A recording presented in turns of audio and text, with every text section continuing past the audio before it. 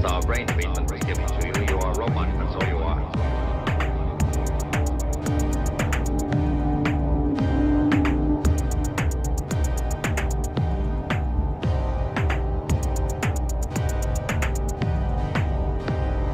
Better not change your mind. You just better not.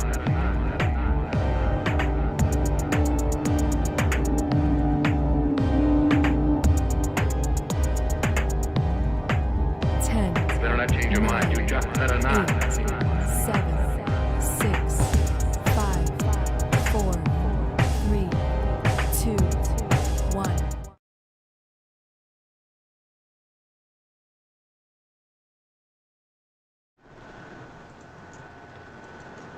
Hello and welcome to Tangents, where everyone just sat down. I'm everyone. Go me. You've done well. Everyone just snuck right back in there right before we That started. does sound right. Yeah, just like this whole show is completely pulled out of our asses, including people appearing in there. Now, I gotta say, my entire life, I don't remember anything where I wasn't there.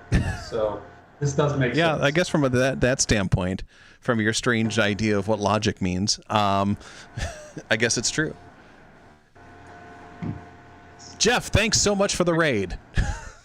Anytime. I wonder if I can raid myself. Let me try. You're gonna find a way to create a black hole here. Yeah, dude. Talk about an infinite loop creating singularity. Inception. Oh, it came up and said a channel cannot rate itself. So somebody did some bug tests at least. Yeah. You're gonna see you through the James Webb Telescope pretty soon. Yay. Dude, those images have been amazing. They Completely. and incredible. Like, Abs. fucking blowing. I love science so much. Yes. It Samesies. makes me horny. Anyway, welcome to Tangents, the only show on the internet.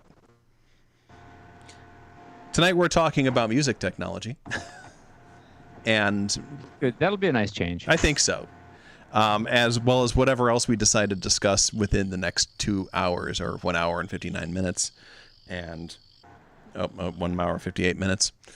So, with me tonight is the beautiful Christoph, the lovely Jeff, and the astounding Justin. Robin had to work late, so she will not be here. She might be showing up later on to moderate all these people that are all over the place on here. God, you are all so loud. So, yes, but she'll be popping by, at least virtually. Anyway, Christoph, what's new in your world? The main new thing for me is I got this new M-Audio Axiom controller to act as my emotional support synth while I am, away from Spike Industries in horribly sunny California. How is horribly sunny California going so far? Actually, it's much less hot than it is in the East Coast and the Midwest. So I think it's in the 70s. Oh, very delightful. Very delightful. I hope you're enjoying it and going to the beach and hanging out with palm trees. Nope, I don't go outside. Good. I'm in Good. Jersey. How was Disneyland? Disneyland was great. Galaxy's Edge is my favorite place on Earth. Isn't it fun? Either one. I've been to both, and oh man, I just love it. So if I win Mega Millions, I'm building my own. I'm living there. Yep. Going to. And, I don't even have to go on the rides. I could just sit there. I just love being there in the atmosphere. right? I like the world. That kind of construction. I love everything about it. It's pretty cool.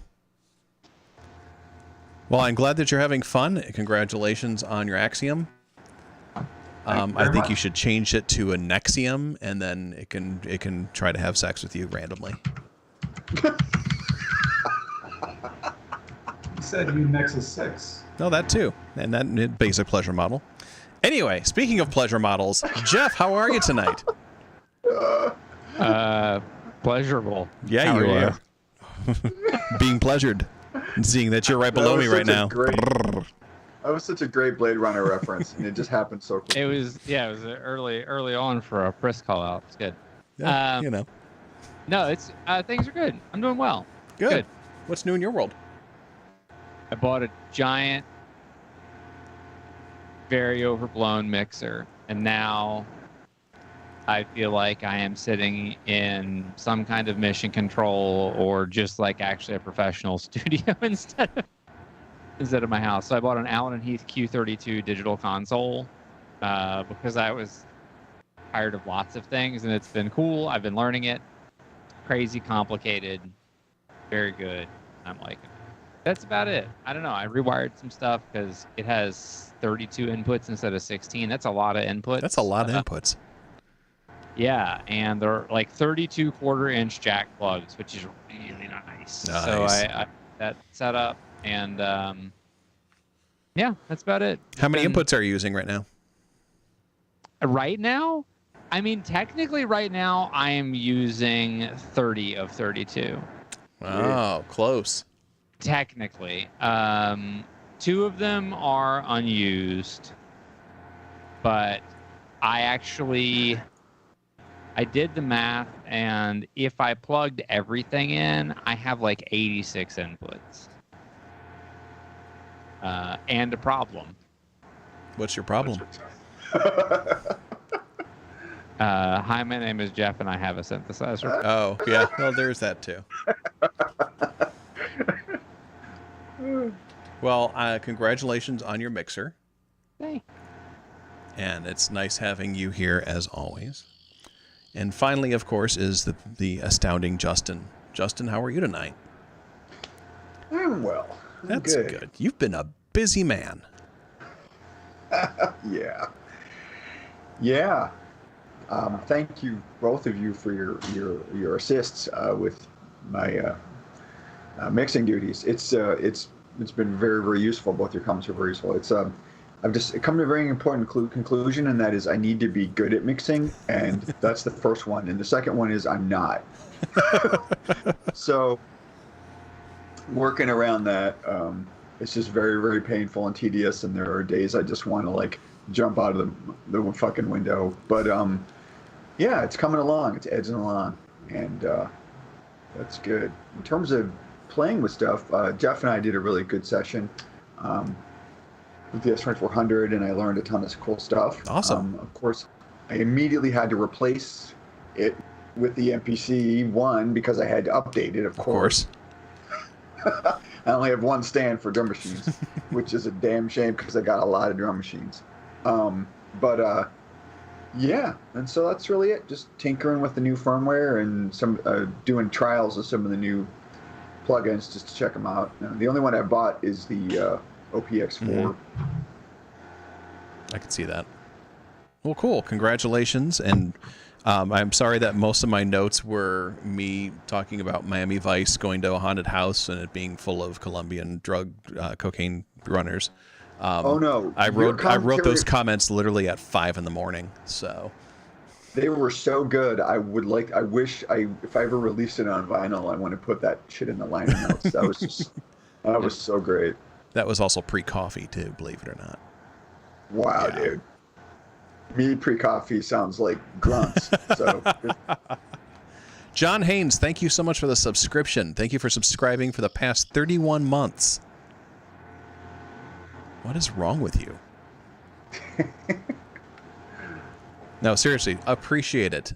Wonderful having you on. So what's up with you? What's up with me? You're the MC, man. What's going on? Oh, well, I finally got a subwoofer for my HS8s. And holy shit snacks, I don't know how I lived without it. It makes things sound so much more. Like, it's not like boom boom in the room or anything like that.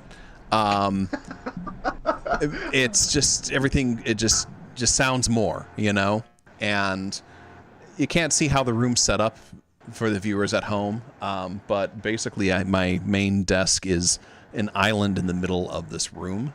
So there's about 5 feet from all the walls and stuff like that. So there's not much reflection coming off of anything. And so that definitely helps without getting any kind of like booms in the corners or anything as far as that's concerned. And it just sounds so sexy. I'm so happy with it. You're in a basement. Yes. I have a similar subwoofer and possibly even the same. And I got to be careful when I use it because my neighbors will start shooting through the floor if I listen to the ceiling. That's fair. Yeah, I just have a layer of concrete right underneath it instead. Yep. Yeah, it's crazy how much difference it makes. Did you do the math on what it actually adds to the HS8 speakers? I did not. Okay, so this is interesting because it adds essentially like about the lowest octave on a piano, which the HS8s don't really play. And so the subwoofer essentially adds that final octave of the piano. Interesting. Nice. I learned something today. It's not like an exact perfect matchup for that, but it's like a pretty easy shorthand way to think about it. Is it's basically the bottom octave of piano, which it turns out if you do a lot of electronic music with electronic bass and kick drums and stuff, like actually matters a whole lot. Oh God, yeah. So now I've resisted the temptation of going back and remixing everything for the Hermit. But I did hear things that I'm like, but I'm not going to go back and remix it. It's done. I have to walk away from it. Sensible. Yeah, somebody has to be. There lies madness. Yeah, there. exactly. Otherwise, it'd be like, this project will be done soon. And it's like, do I only been 5,000 years? So, yeah, so that's that. And I returned the Poly-N Play because it was garbage. Even though if you like watch people on YouTube, they think it's like the greatest thing since sliced bread. But It's almost like they're just trying to get views. yeah, exactly. Outside of the great sounding outputs on it, that's about it. Yeah, I'm gonna about ready to talk some smack about YouTubers, but I won't. I think that, yeah, I just think there's a lot of grifting going on, and I'm real suspicious. There's a couple people I trust. Yeah, there's a couple people I trust, but even those people I trust are like, this thing is great. I'm like, are we using the same device? Yeah, the more objective you are, there's a handful of people I think are objective. Yeah. I mean, if you got it for free, would you like it? If somebody just gave it to you, if they're like, hey, here's this thing, how would you feel about it? Well, I did think about that, and I still didn't like it. Yeah, that's when you know you really don't like some shit. You know, and it's not because like it's not. I mean, it wasn't a terribly expensive piece of gear in this grand scheme of things. It was like $600, which that is a chunk of change, but it's not like it's not like buying a Prophet 5 or something like that. But for what it does and what it doesn't do and what it does poorly, it's not so much the money. It's just that there's just a clunky way of doing things, and the interface was just not that fun. Yep. It's like I said, it's like they took all the stuff that was bad about the tracker and put it into a 50% less fun interface. Now with 50% less fun.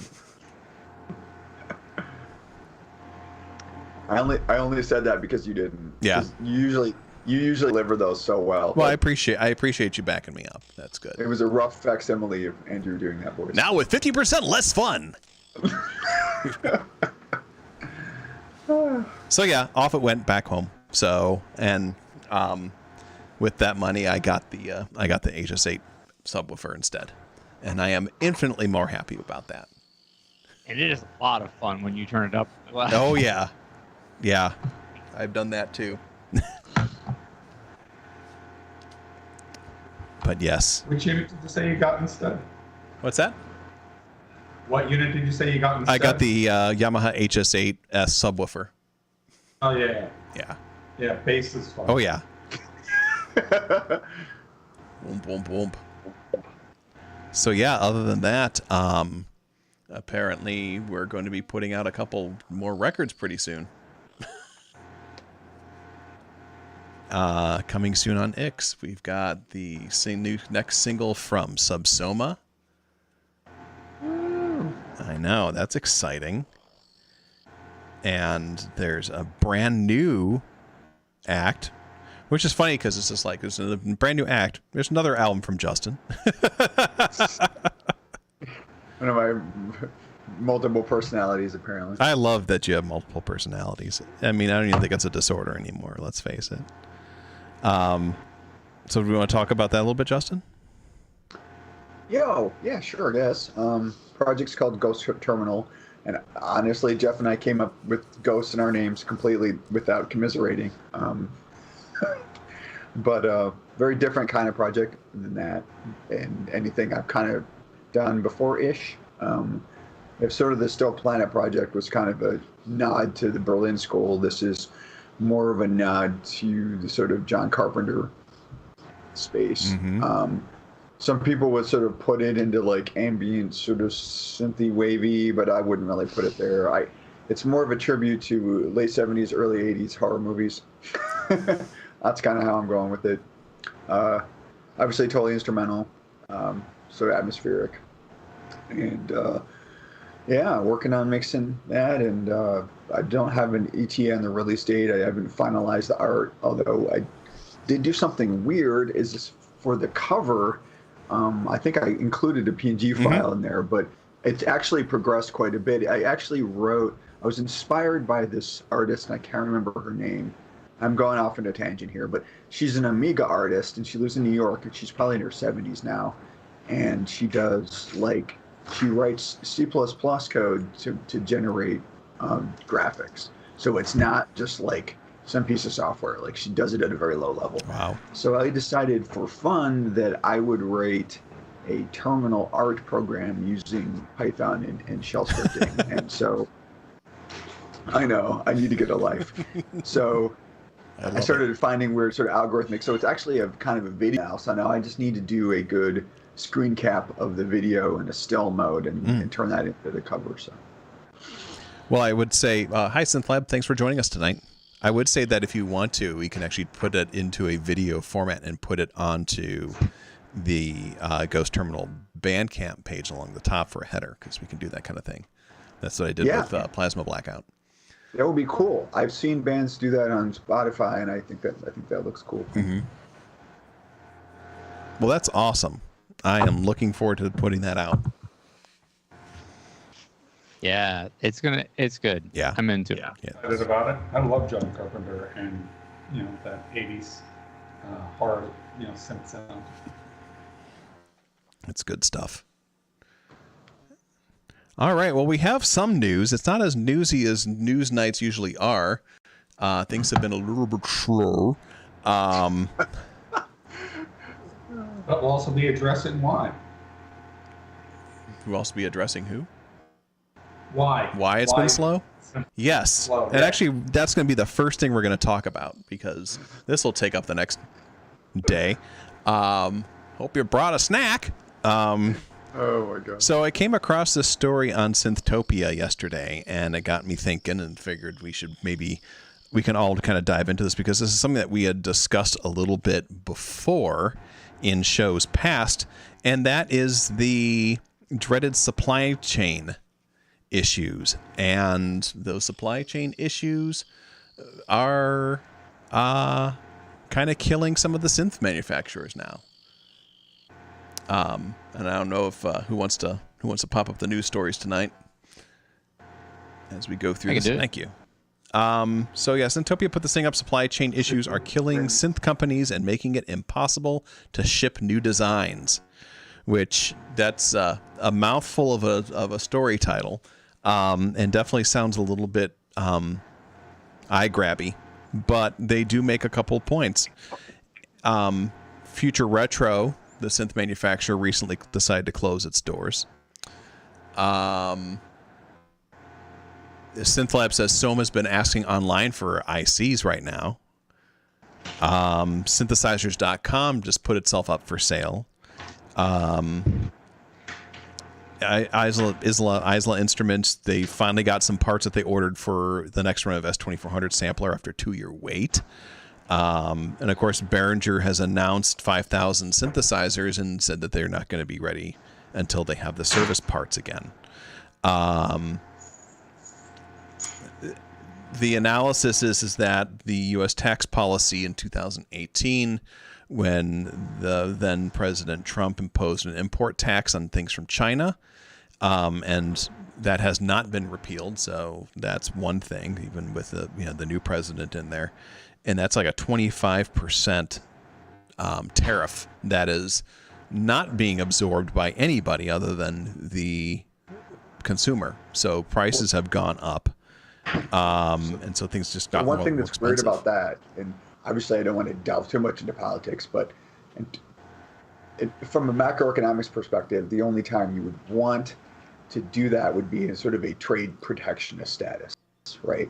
So there are European countries do this. Unfortunately, EU does this. You set up a tariff so that you don't get cheap imports, Right. Imports flooding it, right? So I mean, in this case, it would make absolutely no fucking sense because the U.S. doesn't manufacture electronics Right. like that. So it was clearly some kind of geopolitical BS maneuver. But however, it doesn't totally. Obviously, there's other factors I'll get into, but I mean, Europe is getting hit by this shit too, and obviously they're exempt from American tax policies. Right. Well, the other two things is like COVID. Obviously, that was a big thing. No one was expecting that to happen, and that shut down, a lot of manufacturing for an extended period of time, and is still messing up with, random closures and stuff like that going on now to this day. As we're dealing with how to work through that. Also, we have an increased demand right now. Because unemployment's lower, so people have people have money to do stuff.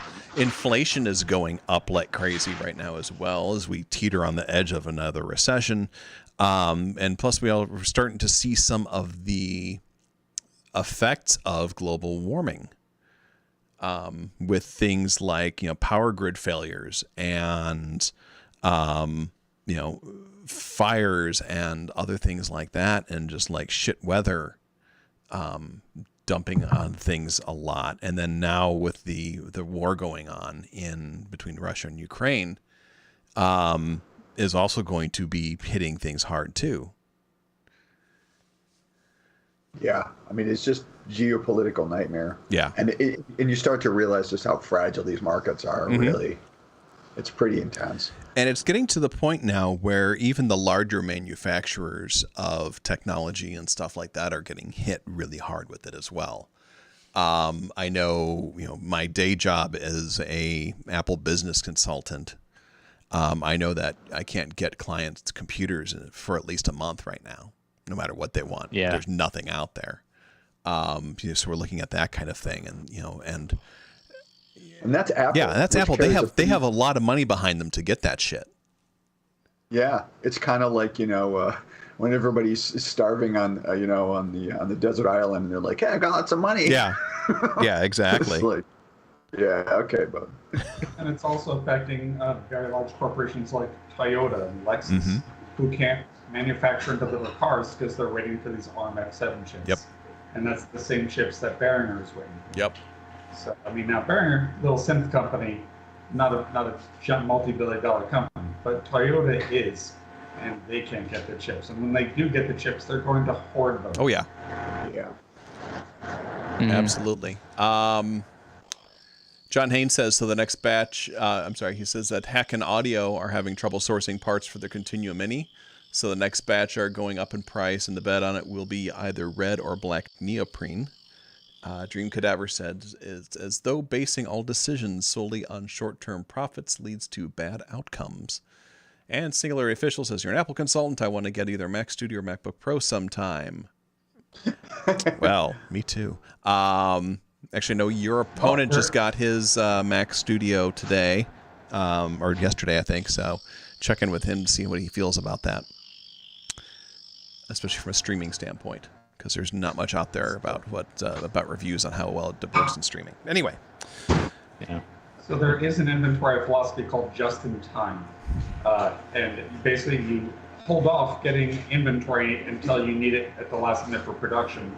And that keeps your margins low. And that was actually a method championed by Steve Jobs when he was running Apple originally. And it's great unless there's a problem with the supply chain, and then it's not great. And just nobody really expected the supply chain to crap out the way it Yeah. did. And expected that worldwide demand for electronics would go down, so they actually slowed production during the pandemic, not realizing everybody working from home would cause an incredible increased demand. Yeah. So that's another factor. So it's a perfect storm, and there's been so many mismanaged things. It's going to take years to resolve all this. Yeah, no, absolutely, if not longer. And and it's true because like when I worked for Apple and I worked at the Apple store, and they did the just-in-time inventory in all their stores too. They didn't keep stuff on the shelves really. They had a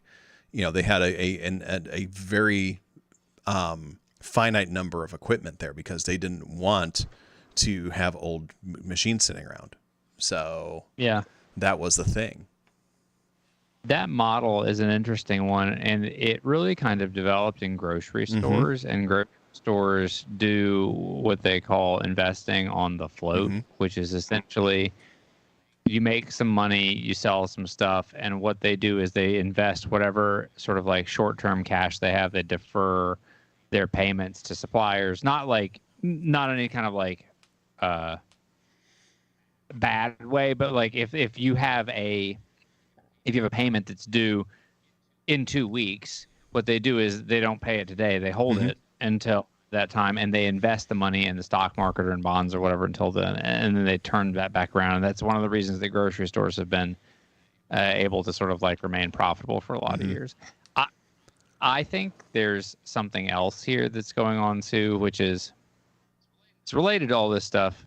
But I think that one of the things that COVID and all of the adjacent shenanigans have done is I don't know anything about synthesizer.com business model. So I'm just going to use them as a foil for what I'm saying, but I don't actually think that I'm probably describing them.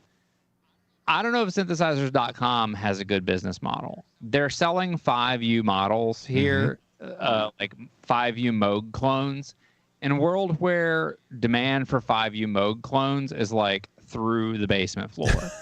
It was high when they started. Well, I mean, comparatively, it was high when they started this business, and they build great stuff. They sound amazing. I have looked at their stuff and said, "Wow, there's things that I would like to have on their list of products." But there's a real chance here that a lot of these businesses are existing on sort of like the precipice of doom at any given time. I've described this for people who have for businesses that I've done like some consulting with who are trying to pay employees minimum wage, and I've said like, look, here's the thing. If your business model requires paying people what is the legal minimum the government tells you is 1 penny above slavery, if your business model is predicated on that, if your business model is predicated on some sort of like shady unpaid overtime or one person equaling 1.2 people of work or something, all of these things that involve sort of like stretching labor, stretching product, stretching whatever, then what you don't actually have a business model. You have a deferred failure model. And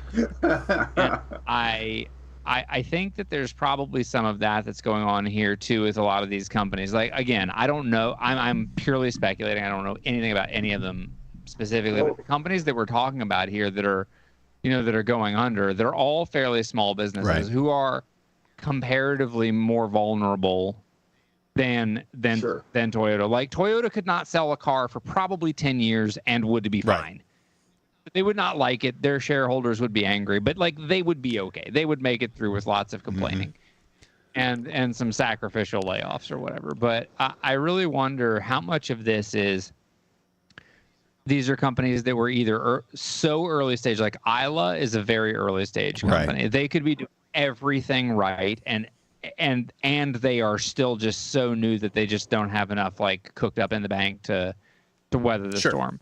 Synthesizers.com, maybe they're in great shape and they're holding too much inventory, or like could be any number of things. But I think with synthesizers.com, if I'm not mistaken, because I looked at them at one point when I was insane, No offense to synthesizers.com. It was my insanity. Basically, what they are is it's almost like it's a subscription-based service thing where you put money in and then you get like a module every few months. And then you build out your synthesizer that way. So like the first the first month you get like the case with the power supply. Then like then a couple months later you get your oscillator and that kind of thing. I had never it done that way. I had only seen that they bought their complete system. Oh yeah, because one of the things you can do is you can do like this whole like kind of like, it's almost like a reverse layaway kind of thing. Yeah.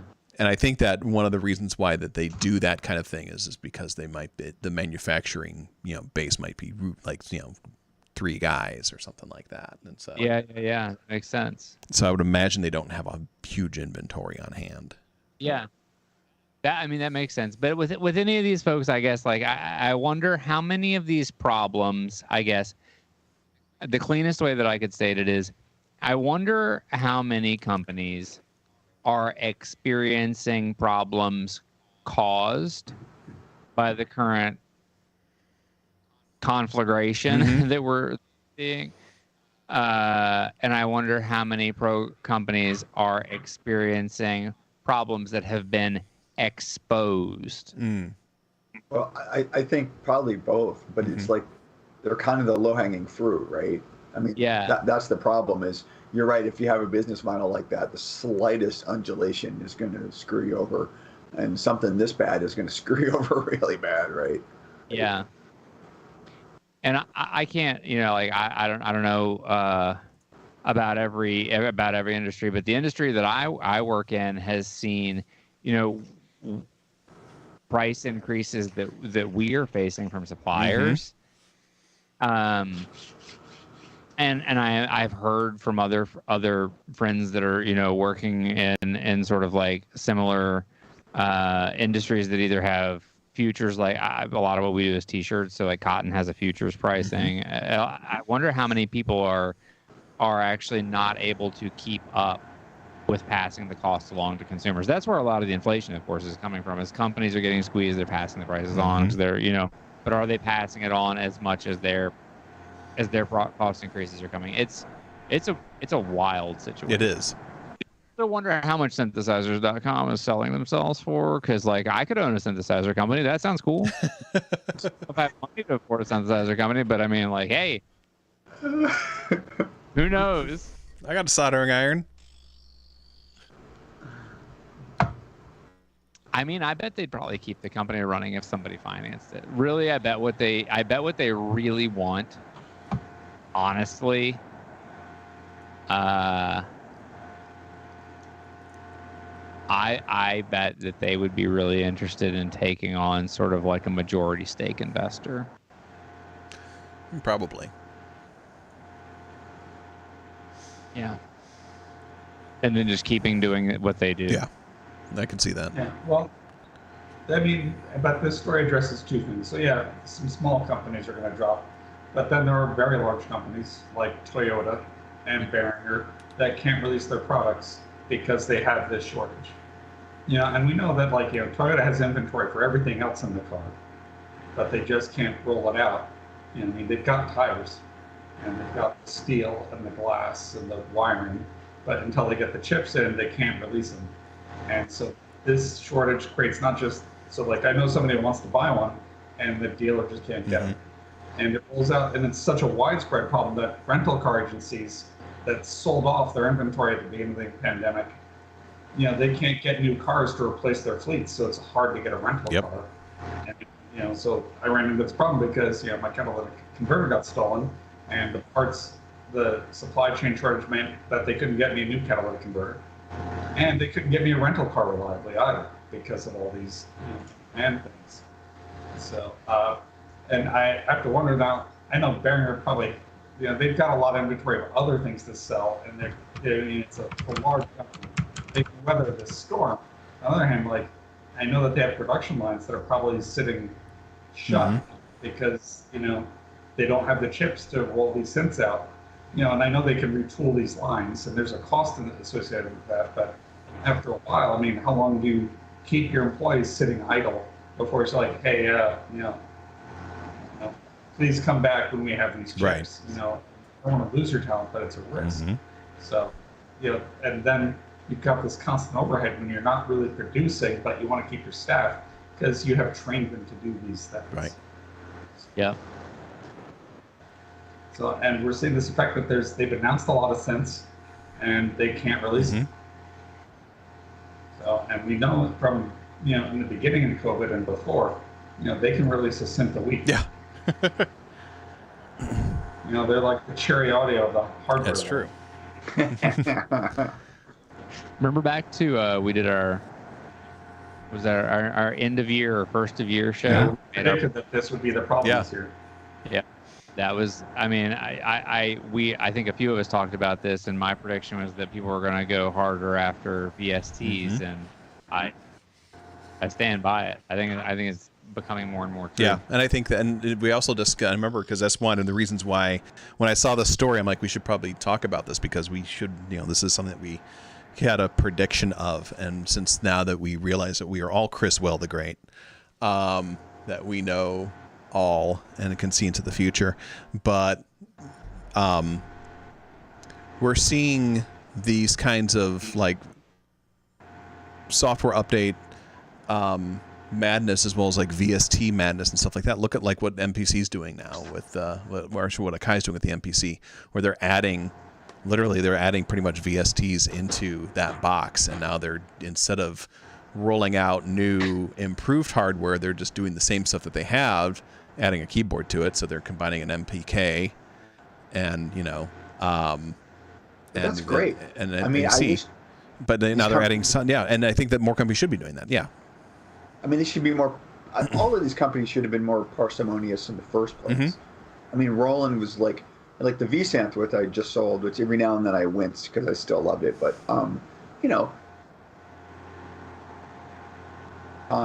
and they just fucked up. They just stopped supporting it. They stopped releasing software like only a few years after they fucking created it. You know, it's stupid and wasteful. Right. You know? Wait, Roland? Stop supporting a product after you bought it? I can't believe it. I know, but they're not the only ones. I mean, and it's because I know people they're want not to the- shift. They want to shift hardware because that's probably where they're making money, Right. or we're making money. Yes, Yeah. but with the Akai model, people are complaining and kvetching about the price, and I understand. I mean, some of that stuff is pricey, but the fact that they're continuing to develop for platforms like the MPCX has been out for a minute. It's like 4 years, 5 years, and they're still releasing stuff, and for all their MPC platforms, and I know, I think that's cool. I think that's a smart way to do it. But here's you can still make money. Here's the thing with Akai though, is like, yeah, the MPC could be expensive, but the MPC one is relatively inexpensive for the power that it has. And Akai being able to go in there and saying like, okay, well, if you have an audio interface that's, a compliant audio interface, you can plug it into your MPC, and now you have more inputs than an MPCX. Yeah. You have more usability and stuff like that. And the fact that they're doing these value-added firmware updates is, to me, it's really cool that they're doing that. Now, of course, I'm very much of the model of the mental model of you should be buying your stuff based upon what it does now, not what it can do in the future. Yeah. But everything after you buy something should be a pleasant surprise, and I think that companies like Akai, like Novation, like even like Synthstrom, obviously, because I'm a huge like Synthstrom apologist, are doing these things to give you these pleasant surprises, these value-added firmware updates and stuff, and I think it's fantastic that we have because we can't get chips right now and stuff like that. A lot of the devices that we have does have the power to do much more than what they originally designed it to, and I'm thinking that's fantastic. Way to future-proof your designs, fellas. And there's other companies that saw the handwriting on the wall too. Like, don't to use your term, be apologist. I wouldn't be too apologist about too many of these companies. Some of them have gotten themselves where they're so deeply embedded in a particular chip system. Like, extrication is not an option. Right. That's for some. ASM completely redid the chipset in the HydraSynth at the start of the pandemic. They had the original chipset on the HydraSynth. they found a new chip manufacturer, they built a new chip, and they reorganized the architecture of the HydroSynth around a completely new chipset because they saw the handwriting on the wall. Wow. And so the original HydroSynths, which sound identical, like there is no known difference with them in terms of sound and workflow and speed and processing power. They worked with an engineer. They developed an entirely new chipset, and they put it in the HydroSense. Like, if ASM can do it, like, I think Behringer could have done it too. They just did. And now they did it too. Like, and now you can't, right? Like, first mover's advantage is real. Right. And if you're like the last guy to go like, oh, I think we should make some new chips now, 2 years into the pandemic. Well, too bad. I guess you're probably not going to get your new chips at that point. And they are not too big to extricate themselves, like Toyota. There's a further complication with Behringer, though. So with the HydroSynth, how many synths do they make? Yeah. How many models? Yeah. They really It's make like the 5. same synth in Or different 5. varieties. Whereas Behringer has created a platform to roll out like 75 synths. But I mean, if that's the case, I don't know. And I'm not. Well, that's what they've been bragging about, that they've come out with this rapid deployment platform that once they come out with one, and this happened with their MonoSense, that they had this general platform, and once they came out with one, they could roll out like 22 synths in the month of December, which they did once, and they were going to do the same thing with PolySense, because they said once the first one comes out, they're going to be able to just steamroll them out, because they've got a modular format based on the RMF7. Yeah. Well, So then for them to change it, they have to redevelop all the synths. no, they have to develop the platform. Yeah, but they also developed a lot of things for that platform. So it's like if you take away the foundation, everybody has to redo years of R&D. Yeah, I think there's a big difference too between the digital platform of something like ASM and the analog circuitry, right? So I think sourcing materials is more complicated. It's just, I'm not saying one's better than the other by any stretch. I like it all. I'm just saying that it's a slightly different model, right? Now, I'll be honest. I think what ASM is having to do is probably harder, to do for one synth. But I think like to reinvent to throw out your development platform and replace it with something else. And is it something else that you can get a lot of? It's not like as simple as, instead of using the ARM F7 chip, we're going to use this other ARM chip.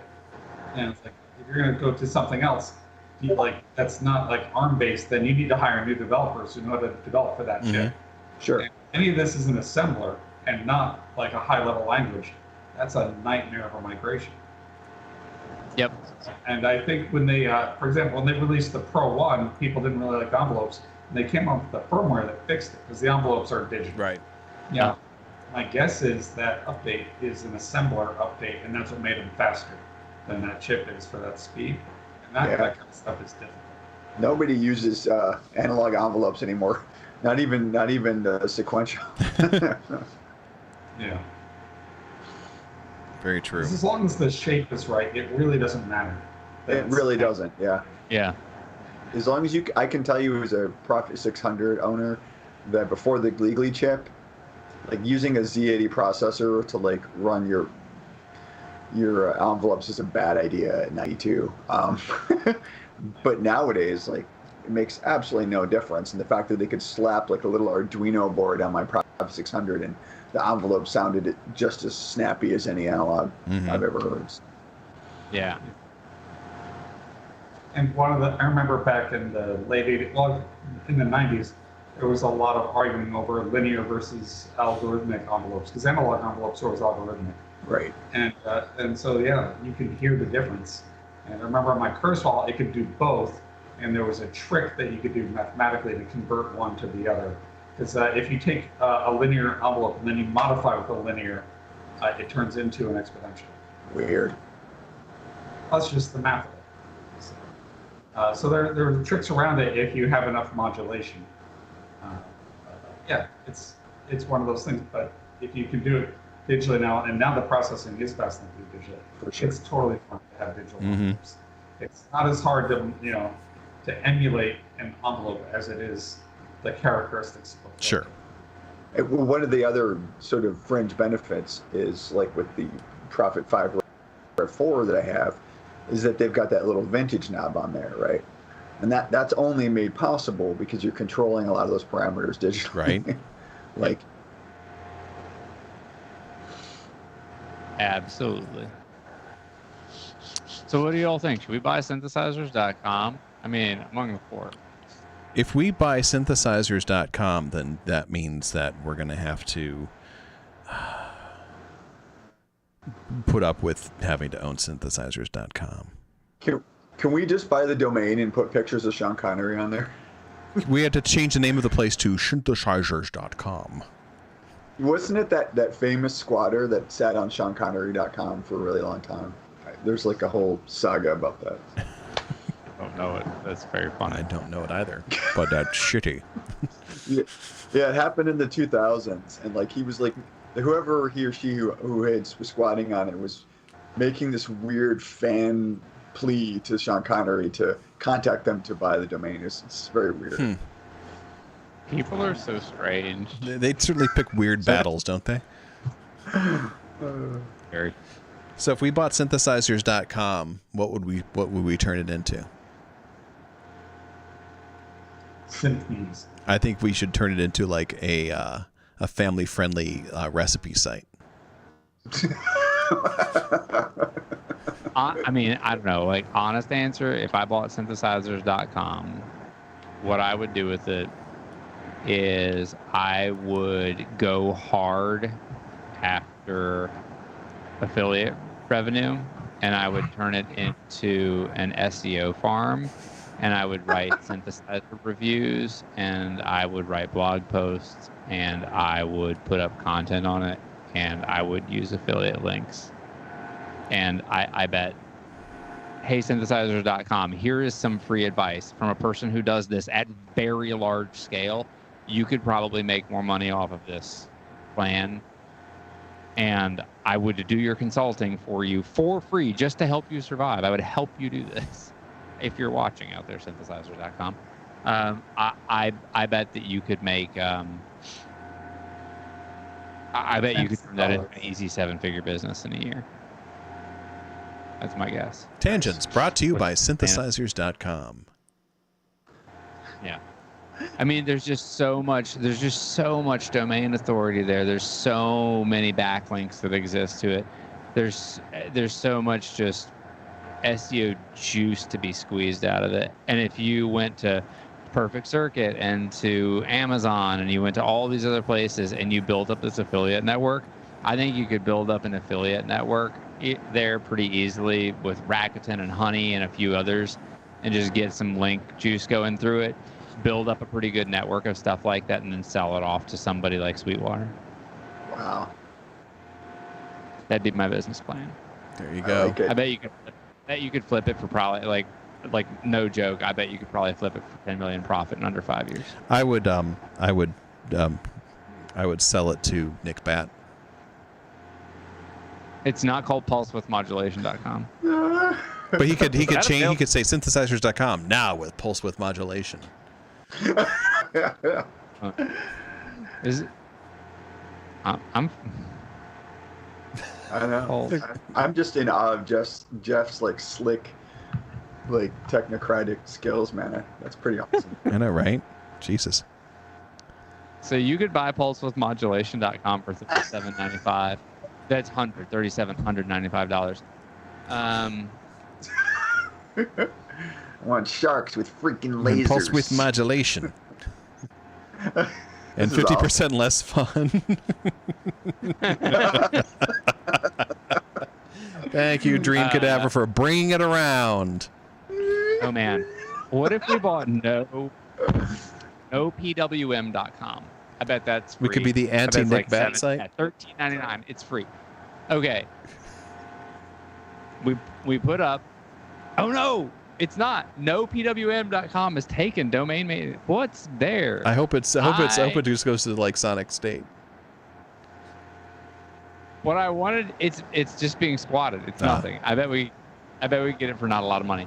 Nopwm.com. We get it. We put up a supercut video of Nick Bat complaining about things not having pulse width modulation. And tell that we'll take it down for $5,000. Wow. That is great. Can I do the claim? Oh, yeah. Can you? Jesus. What did you say, Christoph? Can you do Can I the do what? complaining? I just love complaining You want to complain? On you want to use the site to complain? about lack of pulse width Okay, that's modulation. fine. You can like complain that your blender doesn't have it. You can complain that your I just had a Miracle Max moment where it's like, I'm with the complaints department. You are the complaints department. yeah, right.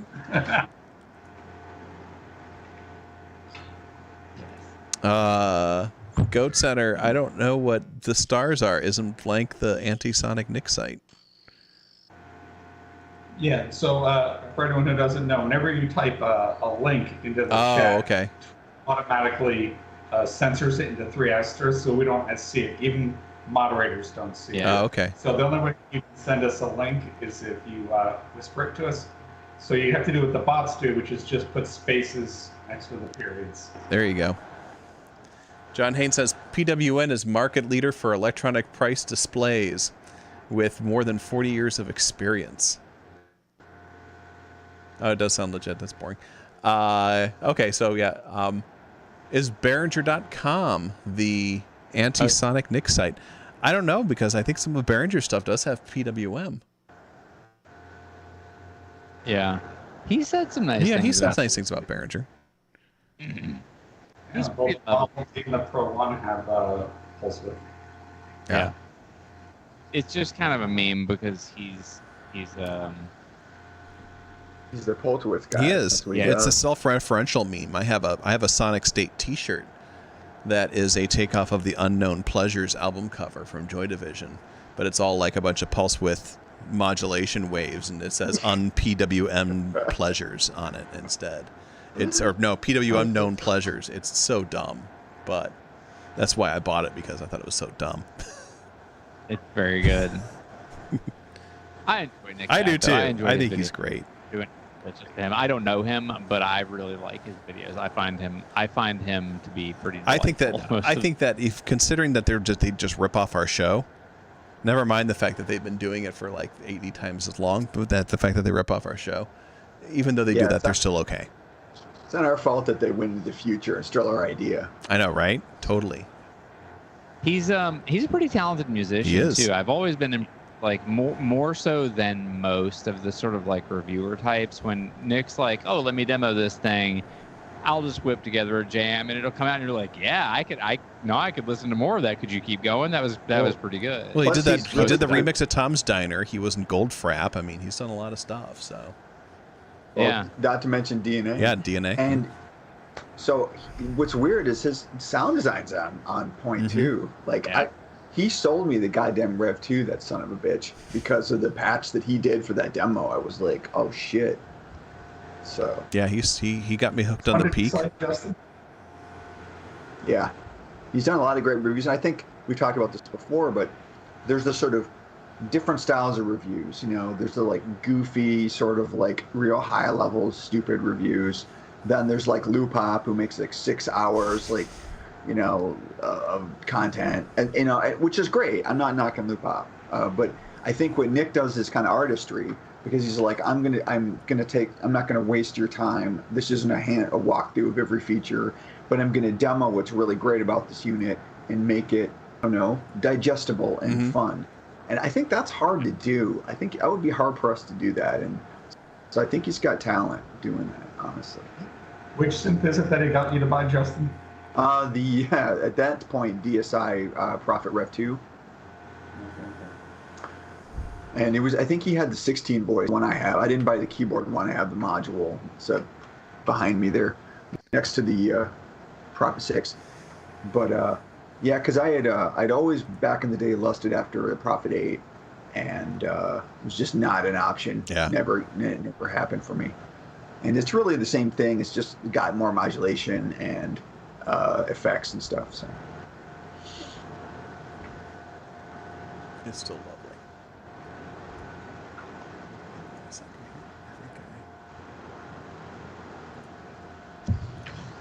All right.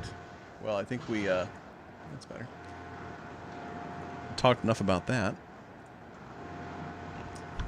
On to the actual news. We did it. All right.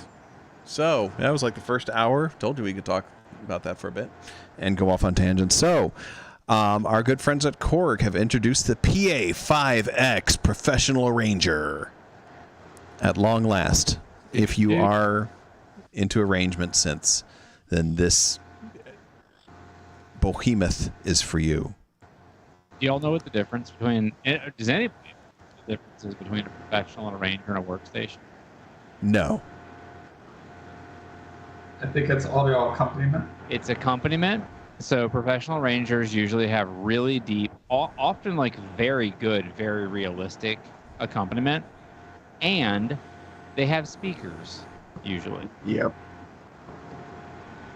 Yeah, I mean, this is slightly different than the workstation. I feel it's more something you could have in the studio or you could have on tour. You know, to me, if I made music for commercials or something, this would be perfect, right? I mean, this would make a lot of sense, and Yeah. I don't know. It's also good for live stuff, especially jazz. Sure. Like when, like the keyboardists at a restaurant working with the singer. This kind of stuff is fantastic. This is a My cruise ship second synth. band- Yeah, it's a cruise Yeah. ship synth. And I gotta say, the keyboard with speakers can be really handy for poor people and college students and teenagers. My second band, we had a Yamaha synth that had speakers, and we just called it and it's very closely related to the TX-81Z.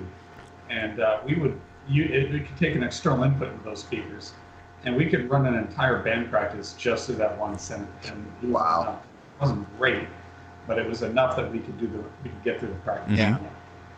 For the amount of weight that we could carry into a voice. And this thing has dedicated microphone and guitar inputs with effects for each of those. So this is totally made for like the Lounge Lizard style kind of thing, for sure. Yeah. This one has like a sound bar, it looks like, that sort of attaches to it. It doesn't have the built-in speakers, but it's kind of cool. I don't know. We don't talk about weird stuff like this. These are kind of funny, kind of weird, and they sound really good. This kind of stuff is weird to us, but not weird to people that do music on cruise ships, restaurants, churches, like professional working musicians. Sure. Like, we're much more oriented for like studios, but there's other people that they don't really do the studio. Yeah. And it's I mean, personally, compared to an arranger, I mean, it's true they do have a lot. If you're going for acoustic sounds, absolutely. To me, like the workstations appeal to me a little bit more. Yeah. You know, just well, for all of us, we're studio musicians. yeah, you're probably right. I mean, but it's an interesting world because everyone talks about going DAW-less without really discussing the fact that a lot of people have been going DAW-less forever with these kind of tools, right? Yeah, and it's also they're just not doing the same level of complexity as like the studio musicians. Yeah. Sure. I mean, Jeff can easily attest about how difficult it is to go DAWs. If you really want to be able to have like a fully powerful setup, it's some work, sure. Yeah. But I thought this one was cool. The demos of it sound really good. And so, I don't know. There's it. John Haynes says the speakers on the Casio CTS-1 are great. I have heard that as well. I'm not surprised. This one looks like it has sort of an external sound bar that you buy that sort of like pops up on the top of it for speakers. But yeah, that was it. Not a big thing. They haven't introduced a new one in a while. And that was a slow news week. what's that? And it was a slow news week. Well, Korg hadn't actually done much in a while. Like they introduced the what do you call it? The NTS2, the oscilloscope a little while ago, but they've been pretty quiet since they did the Mod State Wave 808, whatever. To Korg's credit, they released a revolutionary arranger keyboard. I think it was called the Karma System. That was late 90s. And it was really written to do with like advanced jazz improvisation. So, This thing actually has some decent I/O on it, though. I mean, it has two USB hosts on there, It's got HDMI, which is kind of interesting because apparently you can also put it in like songbooks and stuff. Yes. So you can program those things in, so you can even like run it almost like a karaoke box in a way for like your singer and things like that. Yeah. I want to be clear. This Cool. is a very expensive device. I don't know if anybody looked Yeah. it up. It is a $5,300 cent. This is Holy shit snacks, right? not an inexpensive thing. It is like a very, very high-end, very nice thing. I think it looks really nice, like the finish on it with that brushed Yeah. metal on the top. Like it Mhm. looks And the wood very cheeks. nice. But the cheapest one, the 61 key, is $4,700, and the 88 key is $5,300. Like this is a bad mamma jamma of a device. It is. Mhm. This is not. This is not like for the entry level sort of thing. This is for somebody who is like really into this kind of thing. Like, we'll see this on the Tonight Yeah. Show. Yeah, exactly. Yeah, for sure. We'll see this on the Quantum of the Seas. Yeah.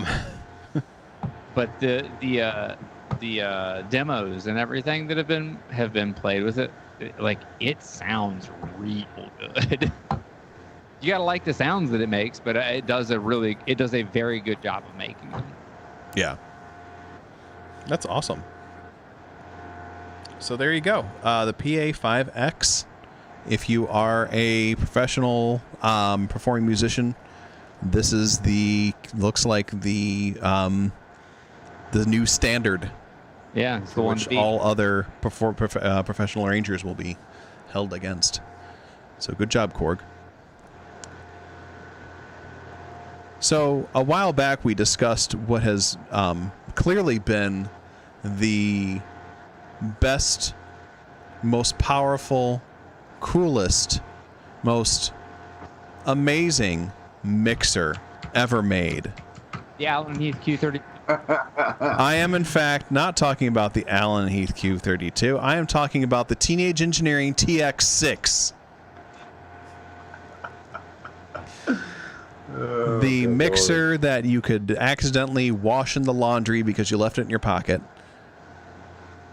It's smaller than my cell phone. It's smaller than your cell phone. It's a $1,200 handheld mixer with knobs so tiny it's almost impossible for you to turn them. Well, good news, everybody. They have And it updated the doesn't come with firmware. tweezers to operate it. Man, Was that Christoph? It doesn't come with the tweezers you need to operate it. It does not. if only this giant console in front of me had smaller faders. I really hate that these are about 3/4 of an inch wide and 100 millimeters throw. They're just too big and too precise. I know. If only. It allows you so much ease of use. I know. Yes. You gotta take that away. You need to fight with your equipment and just kind of get it close. Yeah. It's got to be a struggle. I You think need to be impossible to get to Unity. You're like, they're adding MIDI control to this thing. It's a digital mixer, and they're like, we've added MIDI control. Like, that is anything novel at all. Guys, it's a computer. It should have always had MIDI control. It has USB audio recording and playback now, external MIDI.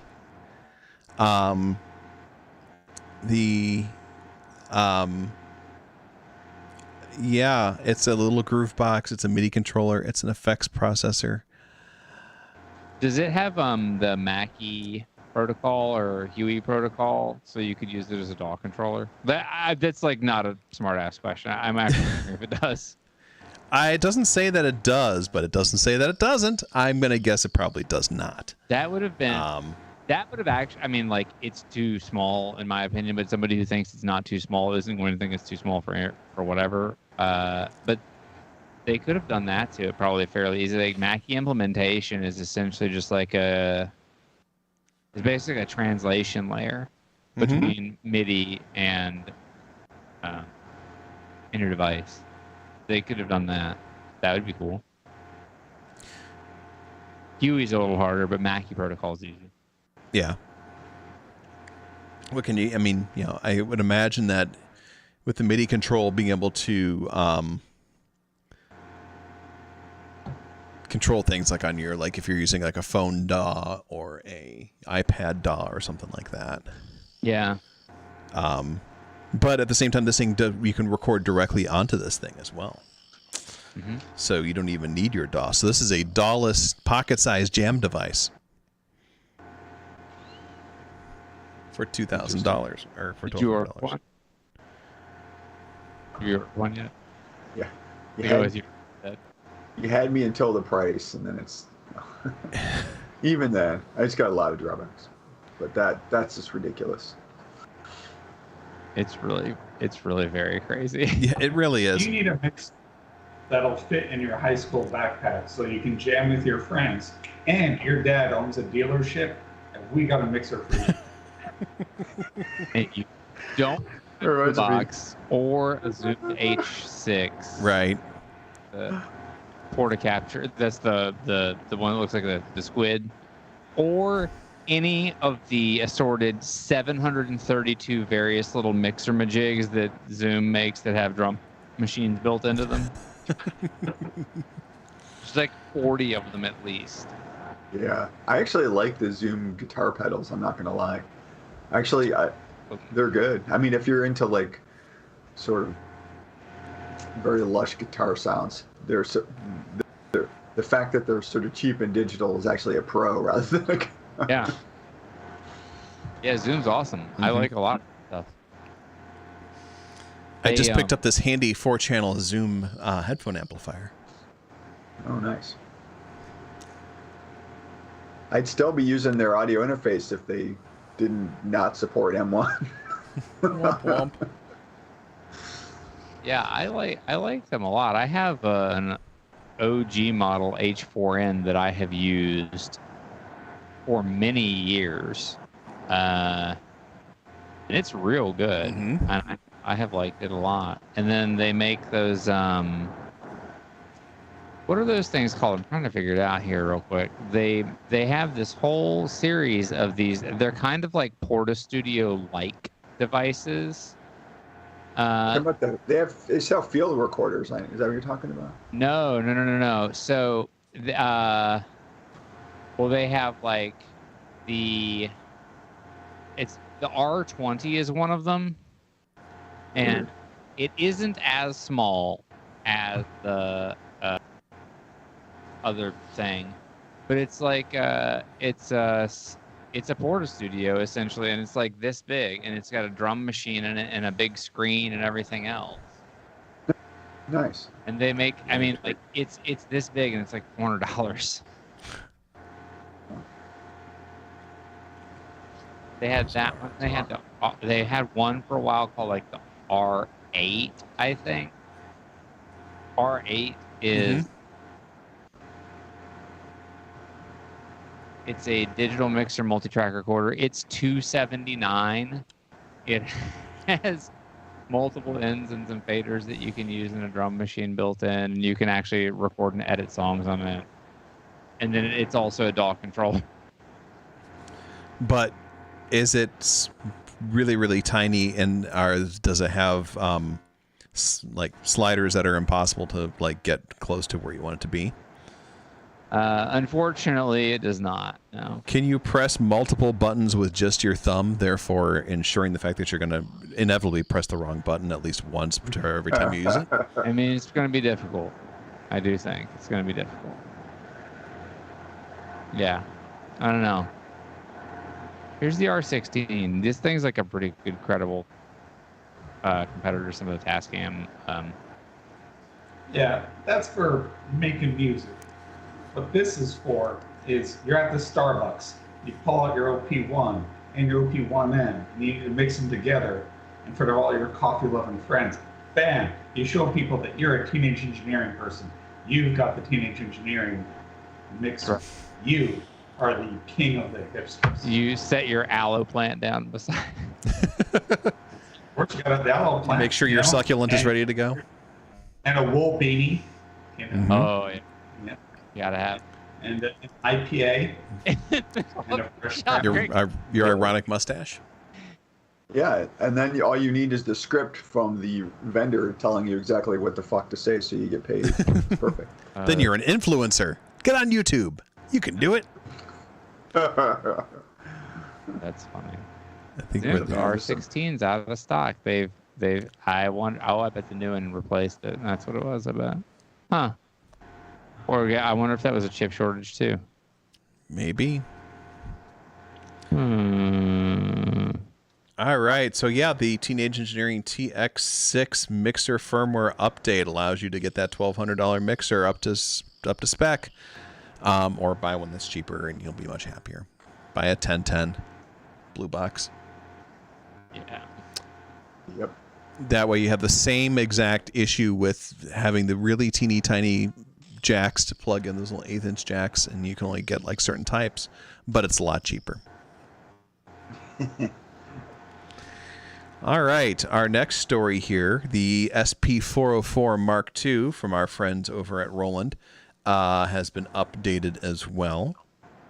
They added a TR style sequencer to it. Yeah. That's fun. Yeah. So you have the real-time pattern recording, and now you have the TR step sequencer recording mode into it as well. I'm surprised that wasn't in there before. It hasn't been on any of the SPs, and Ricky Tinez did a video on the Mark II, the SP404 Mark II, a few years ago, and somebody left him he was complaining. He was complaining about the timing of it and it not having quantized. Somebody left him a real zinger of a comment, which he responded to. It was very funny. They're like, actually, the sequencer is fine. You're just bad at counting. And he's like, yeah, point taken. I guess I could work on my timing or something. I don't know. He took it in stride. It was very funny. It was a good jab. But the complaint has long been from people. They're like, look, I just want to be able to align this thing to a grid and to move stuff around. It was very committal in a sequencing sense.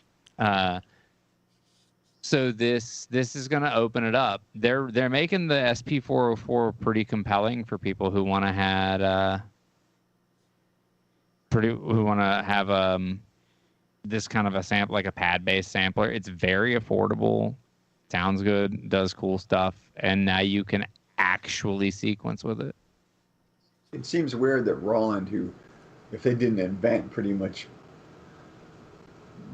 propagated endlessly that sort of model, that they themselves wouldn't apply this to their own equipment. I mean, the SP404 is a weird animal. When I first looked at it, I felt like it was some kind of complicated adding machine. I don't know. It has the weirdest interface of anything I've ever seen, and that includes people that are trying to be weird. And I think that's what's weird about this is like nobody was really trying. It just somebody came up with this idea, and I don't know. It's just such an interesting tool, and it's used to make such cool music. I do find its UI daunting, and at times, and I do think that it's a lot of memorization of like commands and key stuff, and it's not easy. I haven't messed with the Mark II, so I don't know, but I think it's cool. I think good stuff will be made with this. Yep. Although I will say this, I don't know if the step stuff does micro timing, because that's what a lot of these, especially lo-fi artists, are using for their drum beats. I don't know. Yeah, I don't know either. That's cool. I mean, it's something new. Hey, wait, it's software. It's software released on a Roland. I know, right? product. And they're still supporting it. It's been like, it came out, I'm reading here, 13 days ago, and they're still supporting it. So good job, Roland. Nobody buy this yet, though, so nobody actually owns one of these. Yeah, that's true. Yeah, so there's that. Even better. Right? Releasing software to the vacuum. I like it. We haven't released our hardware yet, but version 2.0 is ready whenever it comes out. Trust us, it's awesome. We don't even have the hardware, so we don't know if it's going to work. But our simulators, We think it probably should. yeah, we think it's a good idea. 50% less fun.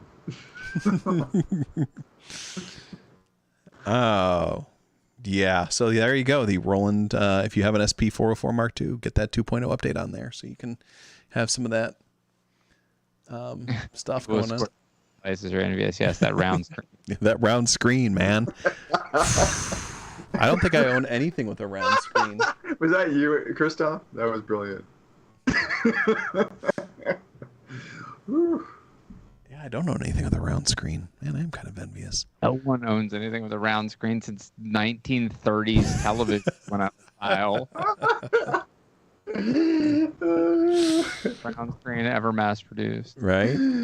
Let's get this vision of like Mr. Burns, sort of steampunk. You know, I'm getting on my Model T, and Excellent. Get to West Constantinople by Autogyro.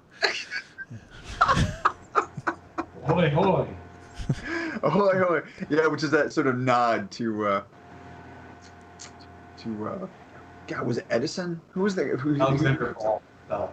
who's the one that said that they thought everyone should answer the phone ahoy? Yeah, That's Bell. Graham Bell. Was it Bell? Okay, it was Bell. I wasn't sure if it was the guy that actually invented the phone or whether it was somebody else. I think we should start Yeah, doing that's, that from now on. Ahoy. Ahoy. Ahoy, hoy. I don't answer the phone though, so Yeah, I can start texting people with that. Right, yeah.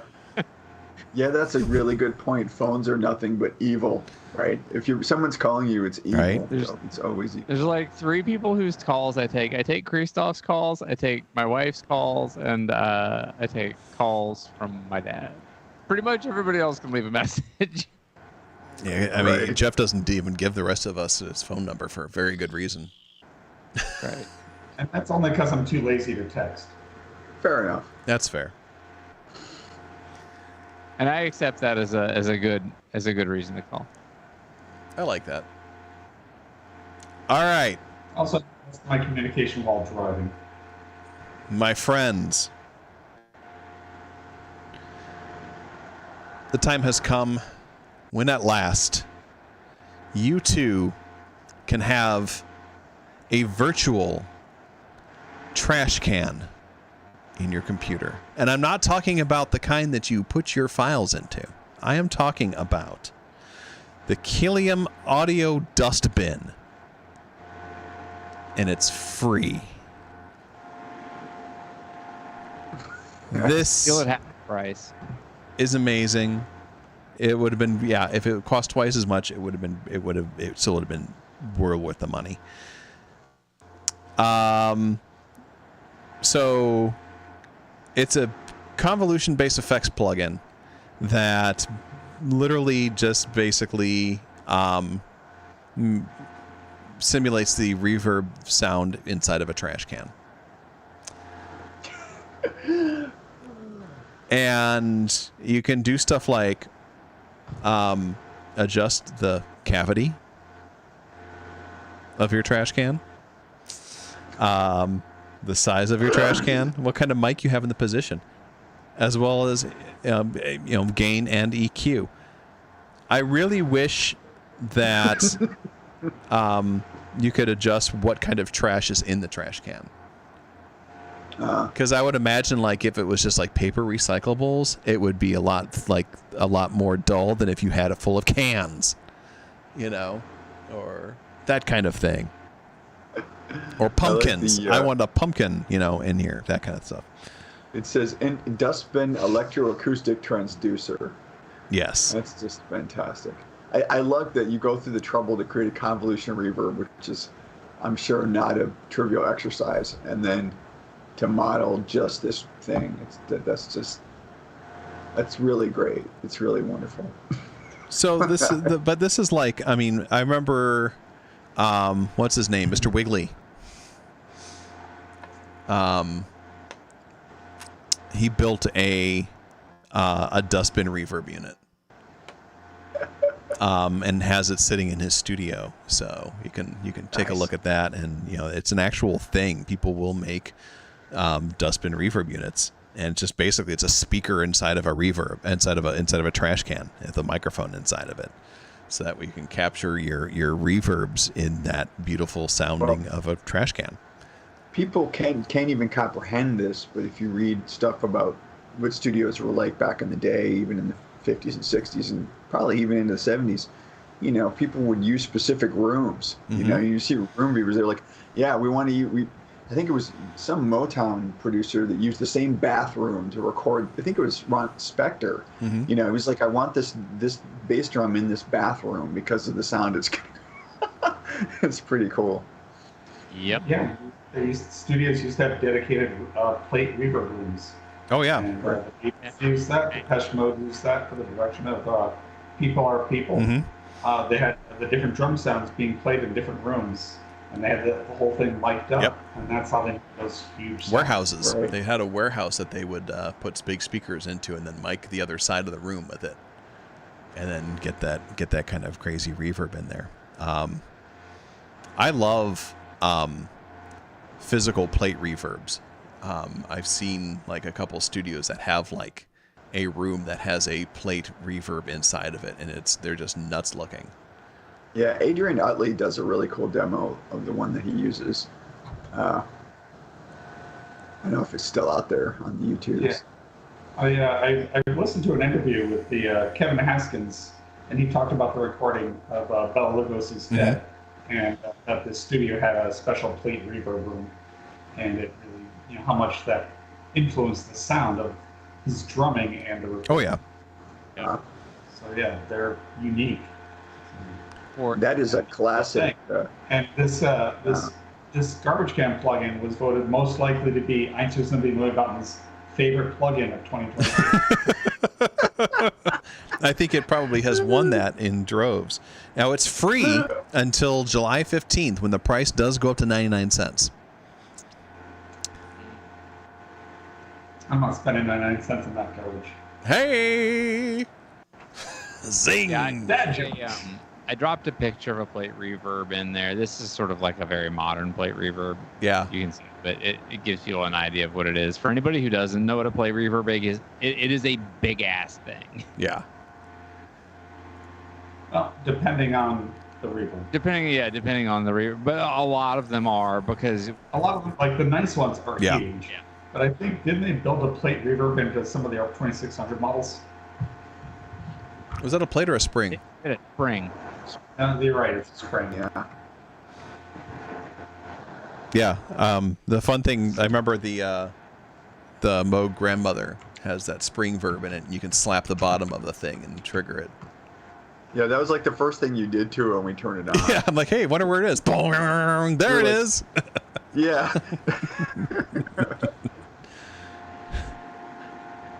I'm bad at that. So yeah, that is the amazingness that is the trash can reverb. Pick that up today. It is a VST, so you can plug it right into your OBS and use it for your live streams. And if you want us to make it sound like your music sounds like shit and sounds like garbage, you can make it happen. You can do that. Or whatever. Video game streams, make it sound like you're streaming right from the rubbish bin. Yeah. Do it. All right.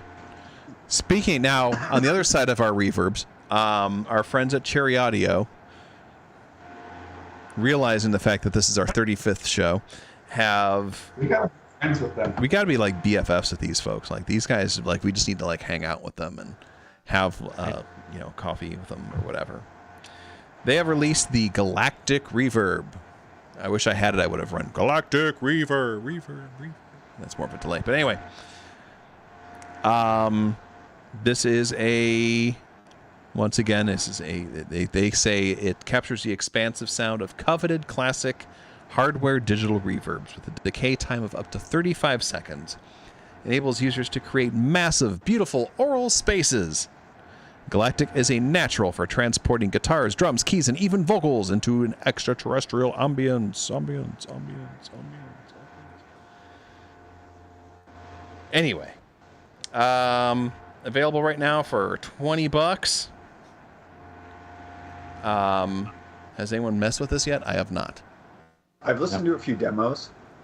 I mean, to me, if you look at the UI, well, the fact that it was originally, they pulled it out of the DreamSynth, right? Mm-hmm. Which I would argue, because that was kind of like a sort of like gestalt of a number of digital synths from the 80s. Yes. Right? But it sounds really good. It and really I always does. feel like company, they do something that's kind of theirs. Usually it ends up being real good. Like Arturia's Pigments, for example, is really good. But yeah, the reverb on there I thought was really badass. And when I started looking at this, I'm like, yeah, they're really channeling the 80s high-end studio reverbs, lexicon, type stuff. I think that's pretty fascinating. It sounds really, really good. As good as a much, much more expensive, and God knows I own some expensive reverb plugins. So it's good stuff. I couldn't channel a trash can. Damn it. I know. It might sound like a can if the trash can's really big. That's a big trash can. That's like a trash can that's also a factory. Trash truck. Yeah, I don't know if it's the recording, but it sounds like there's almost like a gate, like crushing it after a minute. Like I know, right? it sounds cool. I like There's a it. compressor on the end that's clamping it. Got like this nice gated verb going on there. Yeah, just bust out some Phil Collins toms. Ba-doom, ba-doom, ba-doom, ba-doom, ba-da-boom.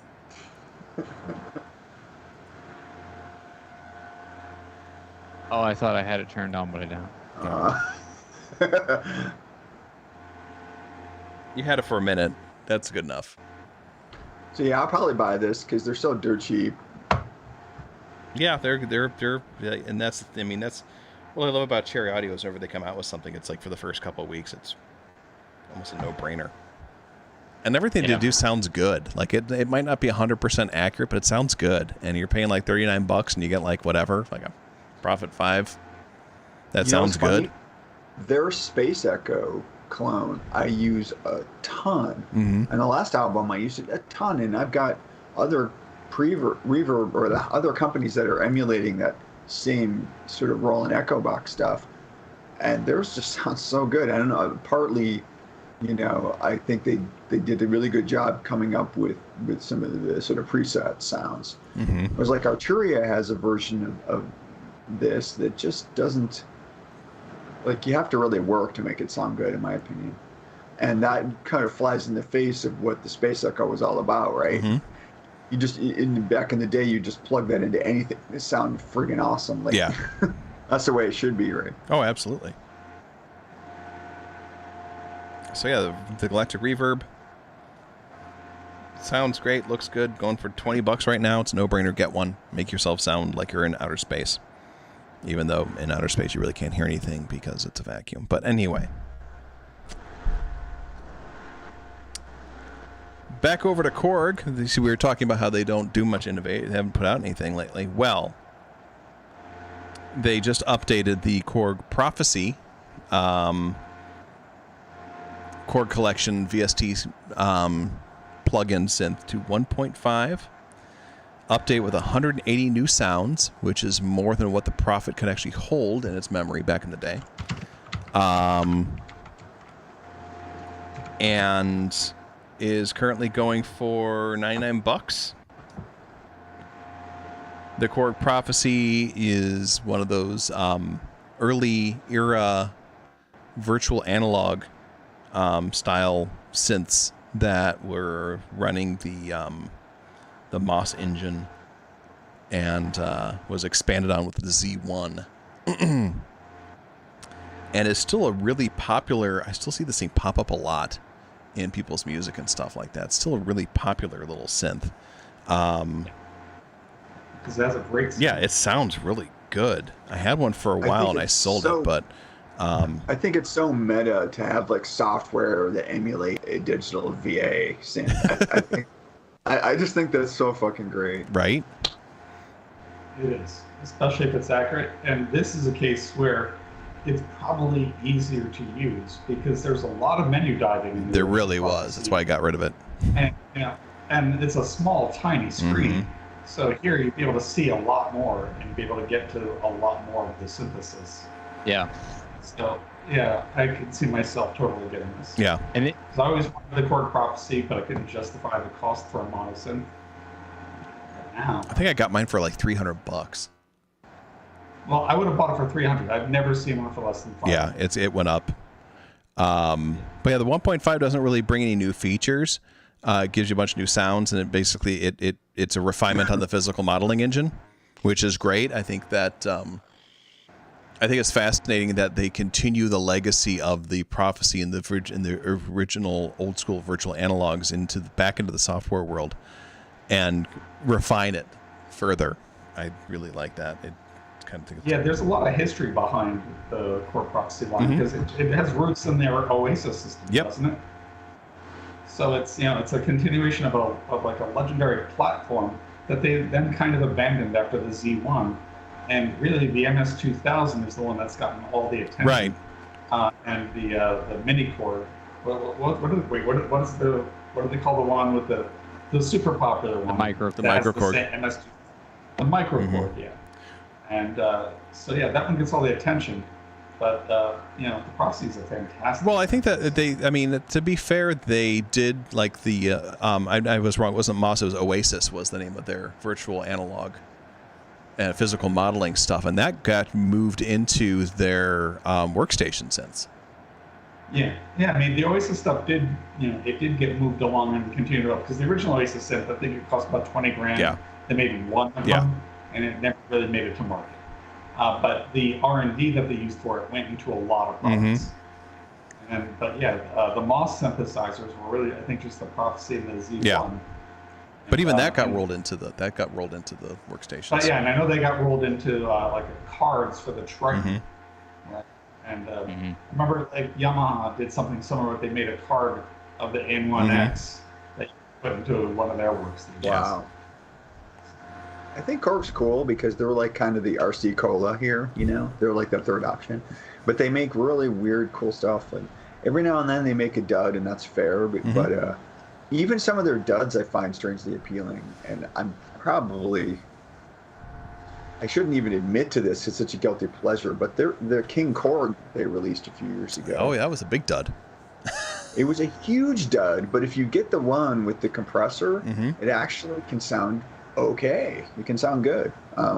So even the crappiest thing that they make, I think, is still pretty good. Yeah. So I still have a Z1. It has one of the voice cards is broken, so it's only 8 voices instead of 16. But it still works. I don't have 16 fingers. I'm fine. Are you sure? But at the same token, I still have almost no idea how the fucking thing works.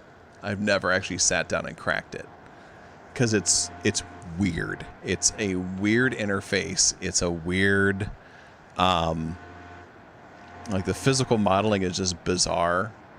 And yeah, honestly, that's one of those things that a computer editor really opens it up for you.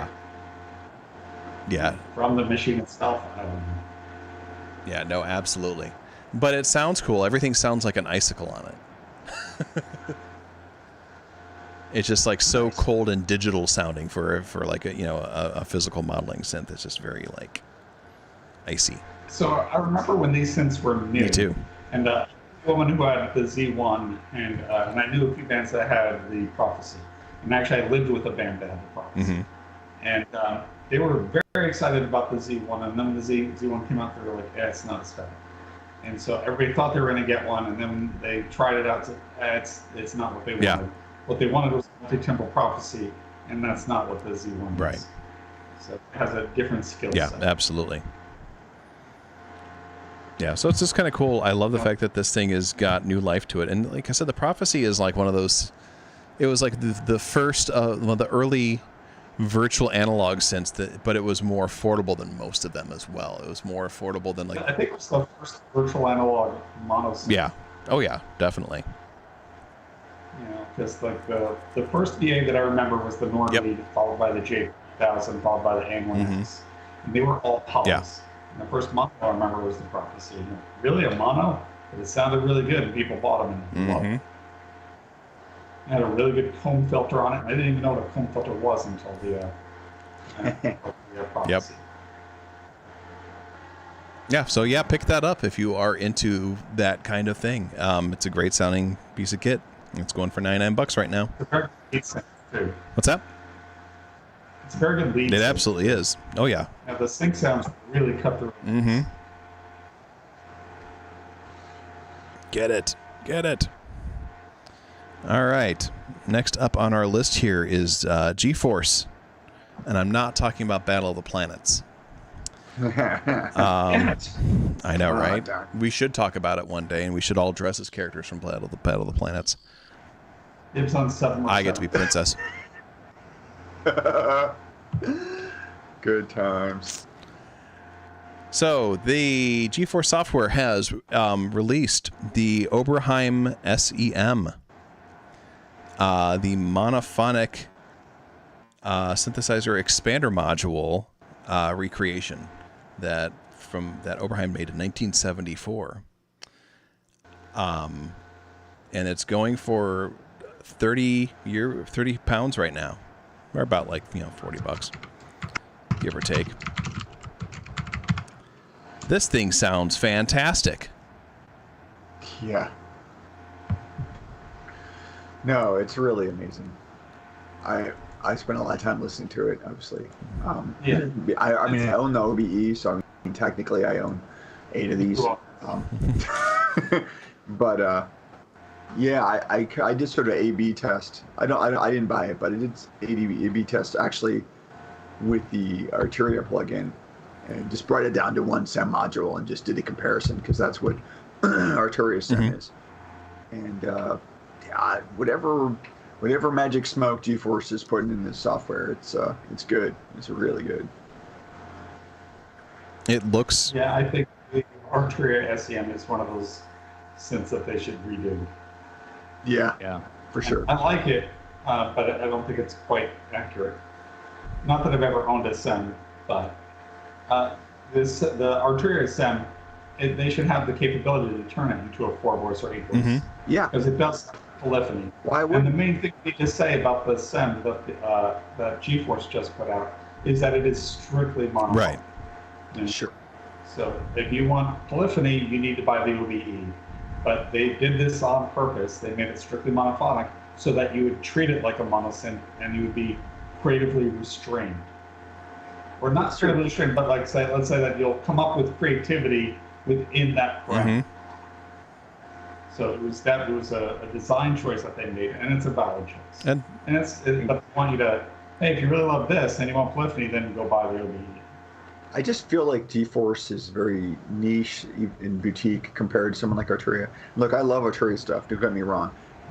But oftentimes since, and they've been accused of this for many years, is sort of window dressing, you know? But some of their stuff is really, really awesome. Like their SQ80 is like amazing, and and the new rev that they did of the Prophet 5 clone they've got, whatever version it is now, Prophet V, yada yada, sounds really tight, like really good.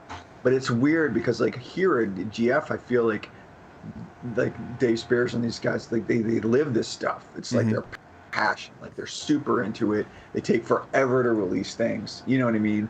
They're a small shop. And then you got Arturia, which is different, but I do feel like this must be individual teams working on these things, because the variance and the quality of in my mind, like the MS-20 emulation is garbage. Yeah. I don't know what they were doing with that, so I don't know. I don't know what's going on with it, but I like this thing. I feel like that GeForce is almost like they're like, considering that it's all like, coding, but they're like craftsmen when it comes to what they're making and stuff like that. Like they work extremely insanely hard on making these things sound as precise as possible. Yeah. And And they're I want to try this thing out, and I totally want to dump it into Reason and just load 4 of them, and then just can patch them, cable patch them all together, and be like, aha, here's my polyphonic motherfuckers. Nice. And there's a way to do it. It's just you're gonna have to jump through some Oh yeah, hoops. I just turned into a combinator. I think Justin's absolutely right that it's the passion Yeah. about it. So if you want to look up more information about the Oberheim 8-voice, the best videos you're going to find, GeForce put up years ago. They bought one, they restored it, and they just told you about how great this thing is and some of the history of it. And it's clearly been a passion project of theirs for a long time. And so Arturia, they have their own technology for emulating things, and I don't know what they can't tell you what that is, but I think it's somewhat cookie cutter, and then they customize it. Yeah. And they're constantly trying to improve that, and that's why they redid their Prophet So they realized, all right, we have better processors and we've gotten these new upgrades in our backend infrastructure, so let's do it again. And they finally split the Prophet 5 and the Prophet VS2, which was kind of ridiculous that they combined them in the first Yeah. place. Yeah, agreed. You know, some of it's the same. From what I've heard, the Oberheim, the GeForce is the most accurate. You know, and I love Starsky Cars comparison videos, and he compared the Cherry Audio to the OBE, and so yeah, it's more accurate. I know I'm gonna eventually wind up getting this. It's on sale right now too. Yeah.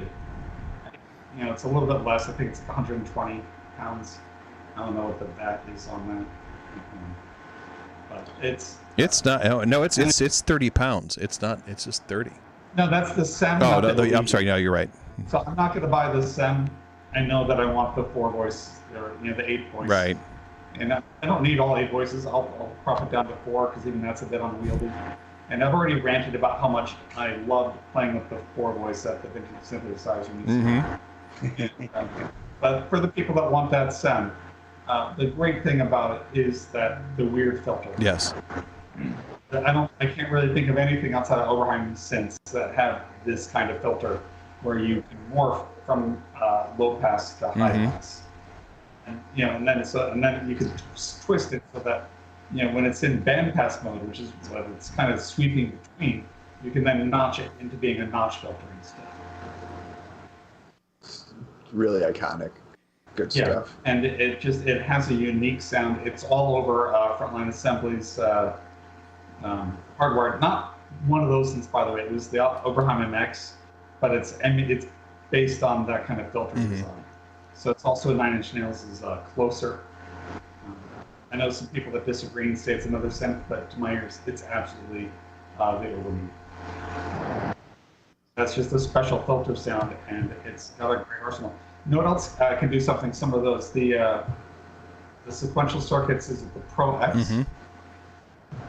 It has. I was able to do a similar filter thing, and it blew me away. I think I could be wrong, but the OB6, because I don't know how much.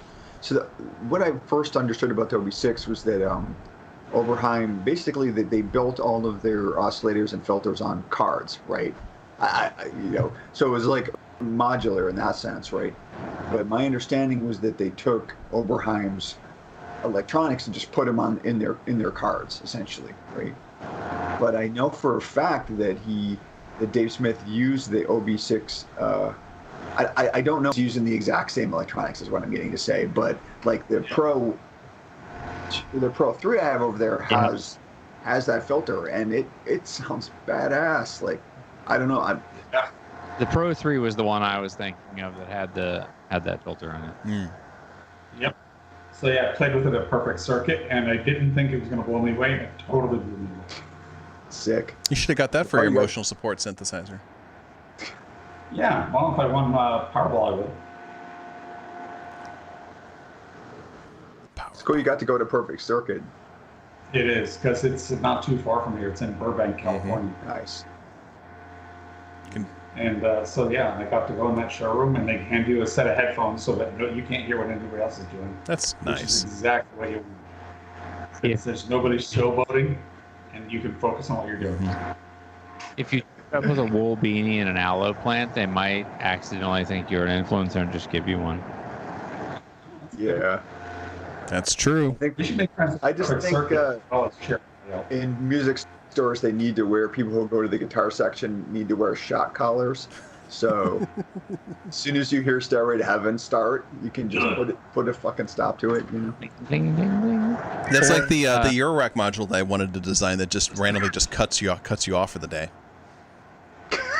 Yes. It just stops.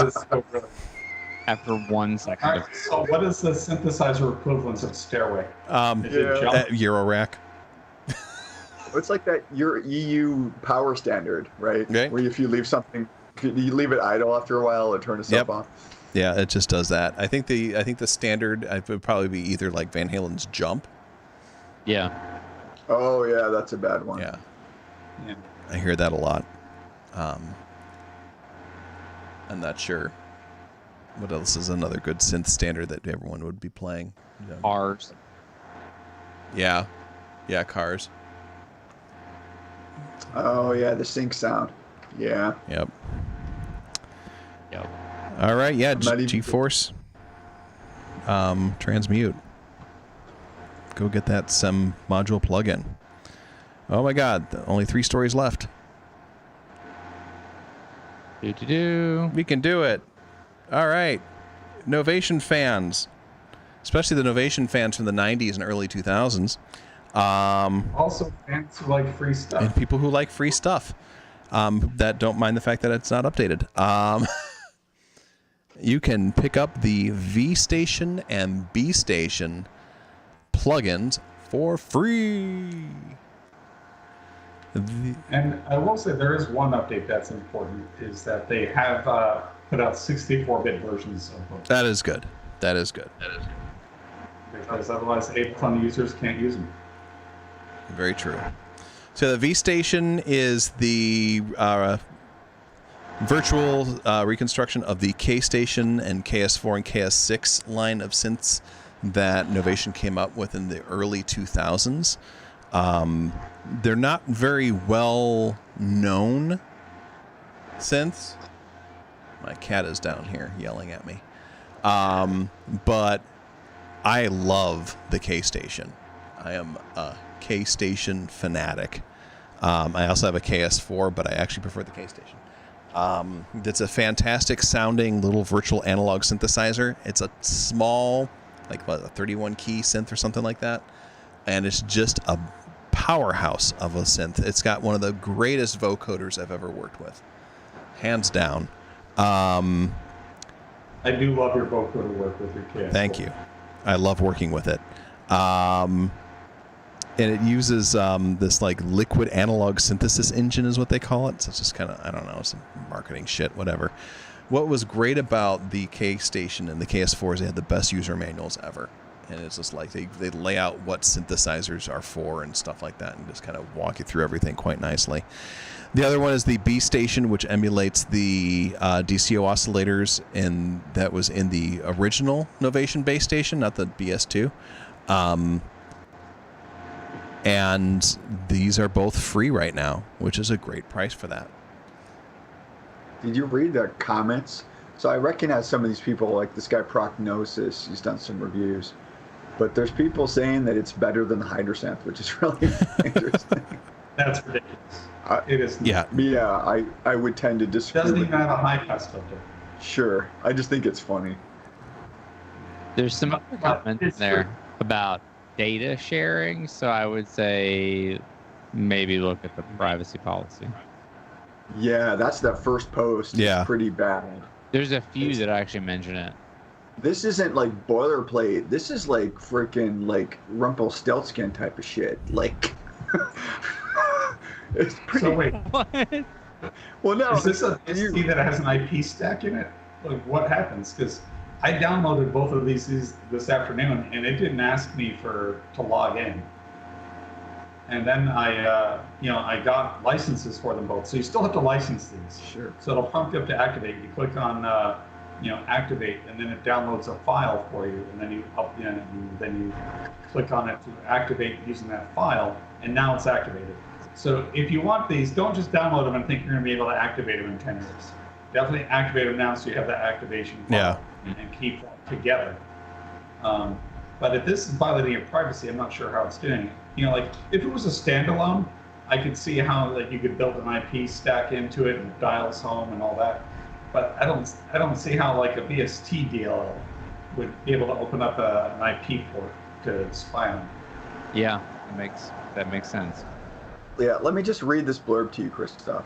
You must permit the licensor and his representatives at all reasonable times and on reasonable advance notice to inspect and have access to any premises and to the computer or equipment located there, at which the software or the documentation is being kept or used, and any records kept pursuant to this license for the purpose of That's ensuring. old legal.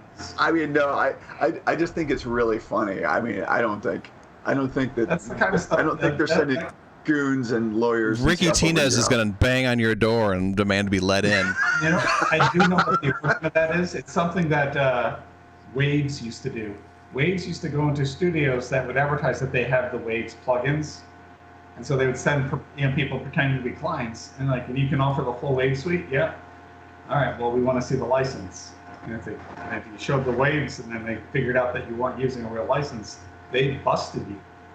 Yeah, I know, Christoph, that you work in IT, and companies that used to do the true-up licensing was like that. So like IBM and Oracle and all those people would do that kind of BS. Yeah, and Microsoft formed a fake alliance called the Business Software Yep. Alliance that employees could knock out their employers to, but it was really just Microsoft. Yep. And also they would go after Linux companies and say, yeah, you guys got to get rid of all this and you got to replace it all with Microsoft. But it was really a front end. It was just another Microsoft shell company. Yeah, I don't want to get into conspiracy theories. We only have 11 minutes left, but I think Microsoft is trying to kill open source. But I mean, Oh, they absolutely. I are. mean, by the fact that they run and own GitHub, it's completely maniacal that anybody let that shit happen in the first place. Well, also, they're the biggest contributors to Linux kernel. Yeah, they're on the board, and Yes, they are. And that's how they figured out how to kill it is to join it. yeah, it's some creepy like fifth column bullshit, man. Anyway, Yeah. So when Enrique comes knocking on your door to make sure Dude, I that would you're running the proper licensing for some free software. man, I would grab Ricky a cold one and whatever he wanted to smoke. Oh He could yeah, I'd be hang. like, come on down, let's jam. He'd be like, hey, it's cool, you know, we all chill about it. I like Ricky. He's always a nice guy. Every time at NobCon, he's always such a nice person to hang out with. He really is. We like him. All right. The FabFilter Summer Sale is live. Here's an Instagram link. Oh, what? You actually? Okay, never mind. Thanks, Jeff, for updating the link. Yeah, bam. So yeah, the FabFilter. Talk about this, Jeff. 25% off all bundles until August 1st. FabFilter is not a rent it, it's a buy it. Their shit is They make incredible quality stuff. yeah, it's very good.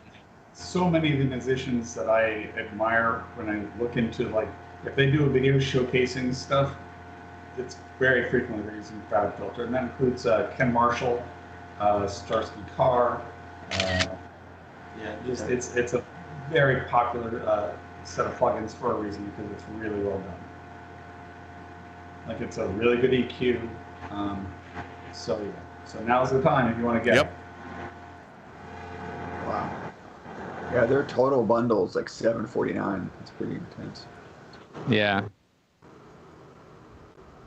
Yeah, I don't really know much about them. There's just too many. Once you get into sort of bed with one of them or two of them, then you're like, do I really need to buy yet another? You know, but So here's Yeah, it that's what does I would depend on what your needs are. Yeah. But it's a really good thing if you need it. Yeah. What I would say about FabFilter is they are broken down really into sort of really like three main buckets of stuff. They have, broadly speaking, sort of like mixing and mastering. Then they have effects, and then they have creating type stuff. They break them up a little bit more subdivided than that, but they do some pretty incredible stuff on the mixing and mastering side. They're like bar none the best EQ. Yeah, and I guess that's it. Like in the beginning, or maybe it was before the show, Justin was talking about how you want to get better at mixing. Yeah. And I'm not saying throw money at this and you'll be better at mixing. What I'm saying is the people where their job is mixing, this is one of their go-to. yeah, no, I'm almost having So, like, because it does things in a visual way that's just very intuitive, and it's the way it is visually, it makes it easier to kind of pop out like where your peaks are that you want to get rid of. Yeah. So, like, you don't need to get this, but for people that's what they get paid to do. I mean, because you're a musician, but other people are not musicians; they're just engineers. And if that's your thing, this is very likely in your toolkit. Yeah, I've got a little bit of FOMO going on. I don't know if I will say the FabFilter Pro Q3 does things that literally no other EQ does, and you can do some. You can make it. I don't. It's been a long time since I've used a borrowed copy of FabFilter, but you can make it display multiple ends at once on a single EQ. So if you want to see what the overlap of things is to make sure that you're like cutting out like real overlap, you can do that, which you really can't do on anything else.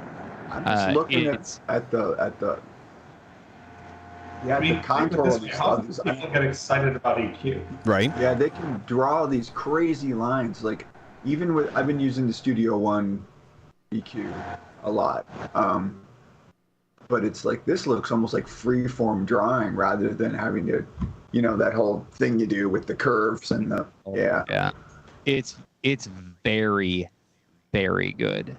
I don't currently have FabFilter. I will probably grab it on this sale, but FabFilter is, I mean, look, if people want to go all in for analog equipment, you can do that, I suppose. I wouldn't buy. I mean, there's like the what you call it? Who makes that? Shadow Hills is the mastering compressor that's stuck in my head, but that's not the one that I'm trying to think of. I don't know. There's like a mastering company, Manly. Manly does a couple of compressors. They also do digital versions of, and like I wouldn't bother. Like honestly, the FabFilter stuff is as good as anything that you can buy and better than almost everything else. Their compressor does things that you would not believe. Like you will get loudness out of this compressor without distortion that you just cannot achieve with anything else. nice. So it's good. 25% off is a very good sale. Yeah, no for them. kidding. That's a great price. So yeah, that's awesome. FabFilter, 25% Filter your off. fat. Get it. And finally tonight, all these Mini Moog VSTs that are out there, what's missing? Why, a dedicated controller for them. Well, no longer. The 001 Model D from Delta MIDI is on its way to give you full control over your various Mini Moog plugins. Yep. I know. I think this is cool, and I'll tell you why. Is probably about 10, 15 years ago, there was a company called, or a guy who came out with this thing called the Alkex, and it was like a MIDI controller that looked like this, but it had wood panels, and it was built to look like a miniature version of the Prophet 5. Mm-hmm. And its entire mission in life was to be a front end for the Arturia Prophet 5. And yeah, I bought one after the guy had already gone bust. But it was just like already pre-mapped everything in the software. And I just thought that was cool because at the time there were people, especially in Germany, who were making like full-sized like synth MIDI controller emulations of things. Yeah. And Wow. I just thought that was really cool as a concept. I mean, I still also like think that's that- cool. Go ahead. So, and the reason why I think it's cool, and so I own the Behringer Model D, and it gave me a whole new appreciation for the Mini Moog. So I played a Mini Moog for like a minute before, and I've got a bunch of software emulations because I own I own Native Instruments Complete and I own Arturia B Collection. So I've got two just from me. And the problem with using them just on a screen is that you can only twist one knob. Right. That's always the case with options. Mm-hmm. And when I got the Model D from Behringer, just twisting two knobs at a time opened up a whole sonic world that I had never reached in software because I'd never bothered to, map any controls to these soft synths because it's a pain. And now here's how important that was. And I should have done it. So I thought, well, I know what I want to do, but the problem is I found the things I didn't want to do, and then just playing around with Discover, like, oh my God, that's so cool. And like, well, I've heard this sound really a million times, and everybody tries these two knobs at the same time, And so a tactile interface makes a huge difference, Sure. and it opens up some possibilities. So I just bought this controller behind me, and it's got 9 sliders and 8 knobs and 4 pads. And I started mapping to things, and I realized, it's kind of a pain in the ass. So you gotta figure out, because if it doesn't match up exactly what's on the screen, you gotta decide, all right, which sliders are gonna be where, and I have to memorize it, and then which knobs are gonna be what. So, but still, I'm a poor person, I'm gonna wind up doing it. But if I was a person of means, an item like this, especially if you're gonna be like, I'm really into this mini mode plugin, and why would, because the mode is great. Oh, yeah. It can't do everything, but what it does, it just sounds wonderful. And that's why people are so wonderfully passionate about it over 50 years. Oh, yeah. And so this is going to open up sonic worlds for you. I think that somebody else makes a controller that's similar to this, but here's another one, and it's on Kickstarter. And if you want to be in the box, and a lot of people are for a lot of different reasons, but you want to use a controller, now you have an option, and you won't have to redo all the MIDI learning and memorize it. I mean, I can do it with some of the stuff with this, but it's going to be awkward. Right. This will be awkward.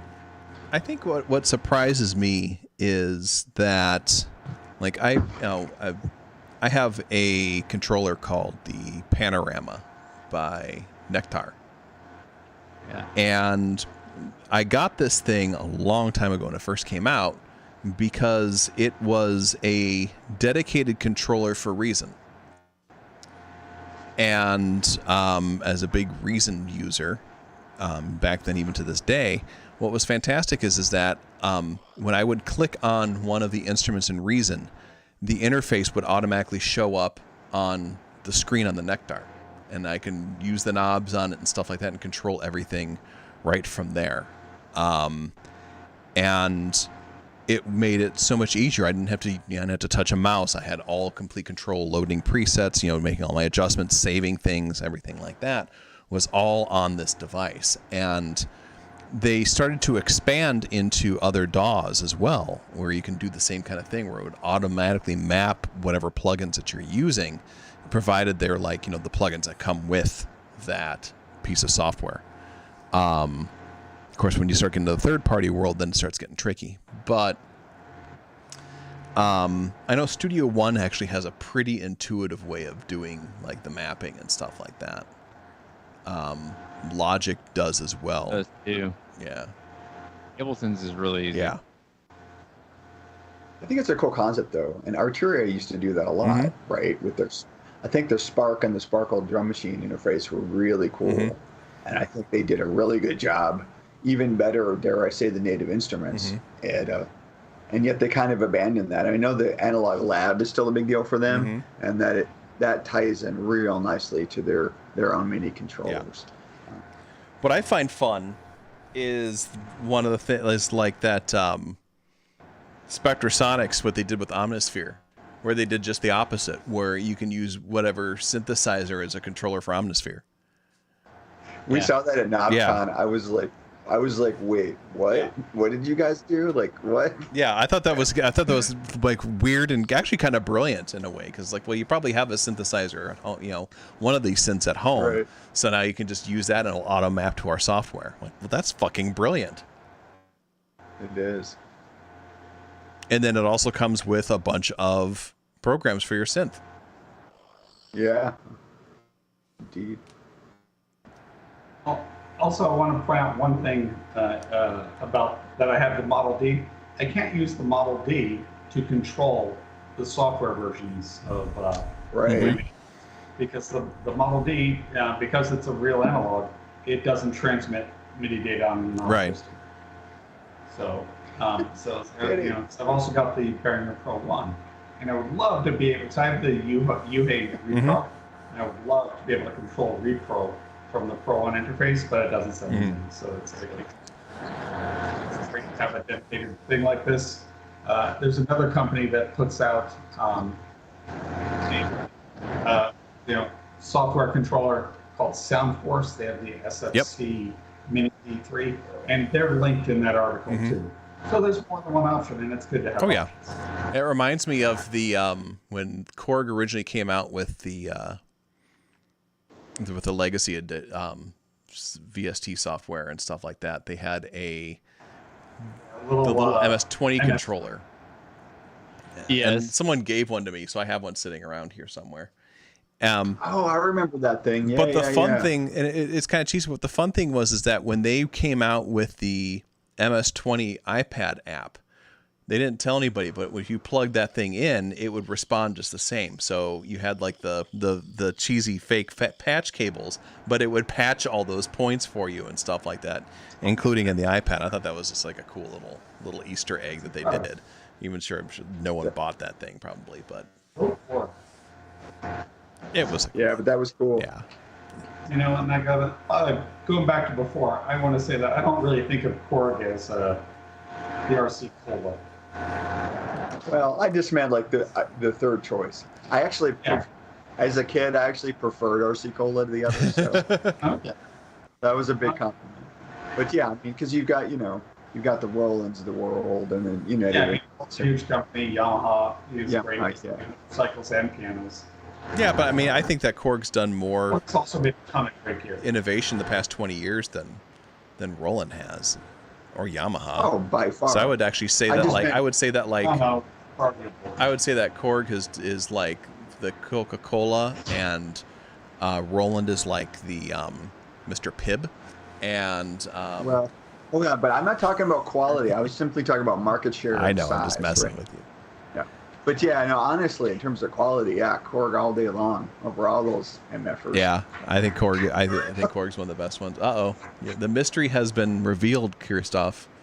We see the apartment of which you sit in, instead of the cat got hungry, so she had to. The dark, eerie corner that it was is no longer the case. Now it is. Feed the lions. Feed the small creature. Anyway, that's it. That's all we got. You have been hanging out with us once again. You are all so brave to hang out with us and listen to us go off and off and off and off and off and off and off and off about all that kind of stuff. 302 Dave, thanks for joining us, and congratulations on being a Deluge owner. You have joined the true elite of the world. And I've gained so much more respect for you. Anyway, you have been watching Tangents. We are here every other Wednesday. We'll be back in 2 weeks to cover more synth news, more synth fun. I'm hoping, my dream is that we can convince all of the Tangents hosts to go to KnobCon. When is it? It is in Chicago. Chicagoland, technically Schaumburg. It's September 9th through 11th. I will be there. I will be there. Robin will be there. That does make it sound better. Jeff, will you be there? Good time. Hopefully more vendors show up this year. What's that? I'll be somewhere. I don't know where, but I will be somewhere. It's the 12th to the 14th, you said? I think it's the 9th to the 12th or something. It's that weekend. It's not. The 12th is a Monday because I'm seeing Bauhaus on the 12th. So. To quote Buckaroo Banzai. Wherever you go. Wherever you go. There you are. There you are. That is September 9th through the September 11th. In beautiful sunny Schaumburg, Illinois. I'm hoping that we can have a special episode of Tangents, kind of like in the same way that they used to have those special episodes of Punky Brewster. Sorry, I just realized I'm like the Ed McMahon on the show, but you really do crack me the hell up, dude. I can't help. So yeah, hopefully we can do that. If not, then we'll still have it without whoever doesn't show up. There'll be enough of us. We can host it. Yeah, can we interview Suit and Tie Guy? That would be great. Maybe, or we can just run around and look at stuff and then talk about it that you know in the afternoon about what our favorite stuff was. And Nice. I'll try to get my trip sponsored. there you go. You can get it sponsored by Cherry Audio. There's a great synthesizer event that you all should come to in Clifton, Virginia called the Cat Mansion. When does that happen? Always. Just ongoing. Saw that yesterday. There's also a great synthesizer convention here in Cleveland called X Studios. I shall be partaking of it soon. Indeed. Justin will be here in next weekend Oh, nice. Yeah. For a couple days. Maybe we'll do a live stream. Maybe we'll jam. That would be fun. It's been a I know, minute. right? We'll be out of practice jamming with each other, and it'll just be like, this sounds like Moist Underpants. Yay! All right, let's find someone to raid out to. We've overstayed our welcome enough. We got the Bard is on. We got Sid Hearsay, Octanode, Zen Modern Life. Well, you got a lot of great choices. Let's hit the Bard. Don't hit her. Go on. Okay, I won't hit her. That was metaphorical. It's fine. All right, everybody. Thanks again for watching Viewers. us tonight.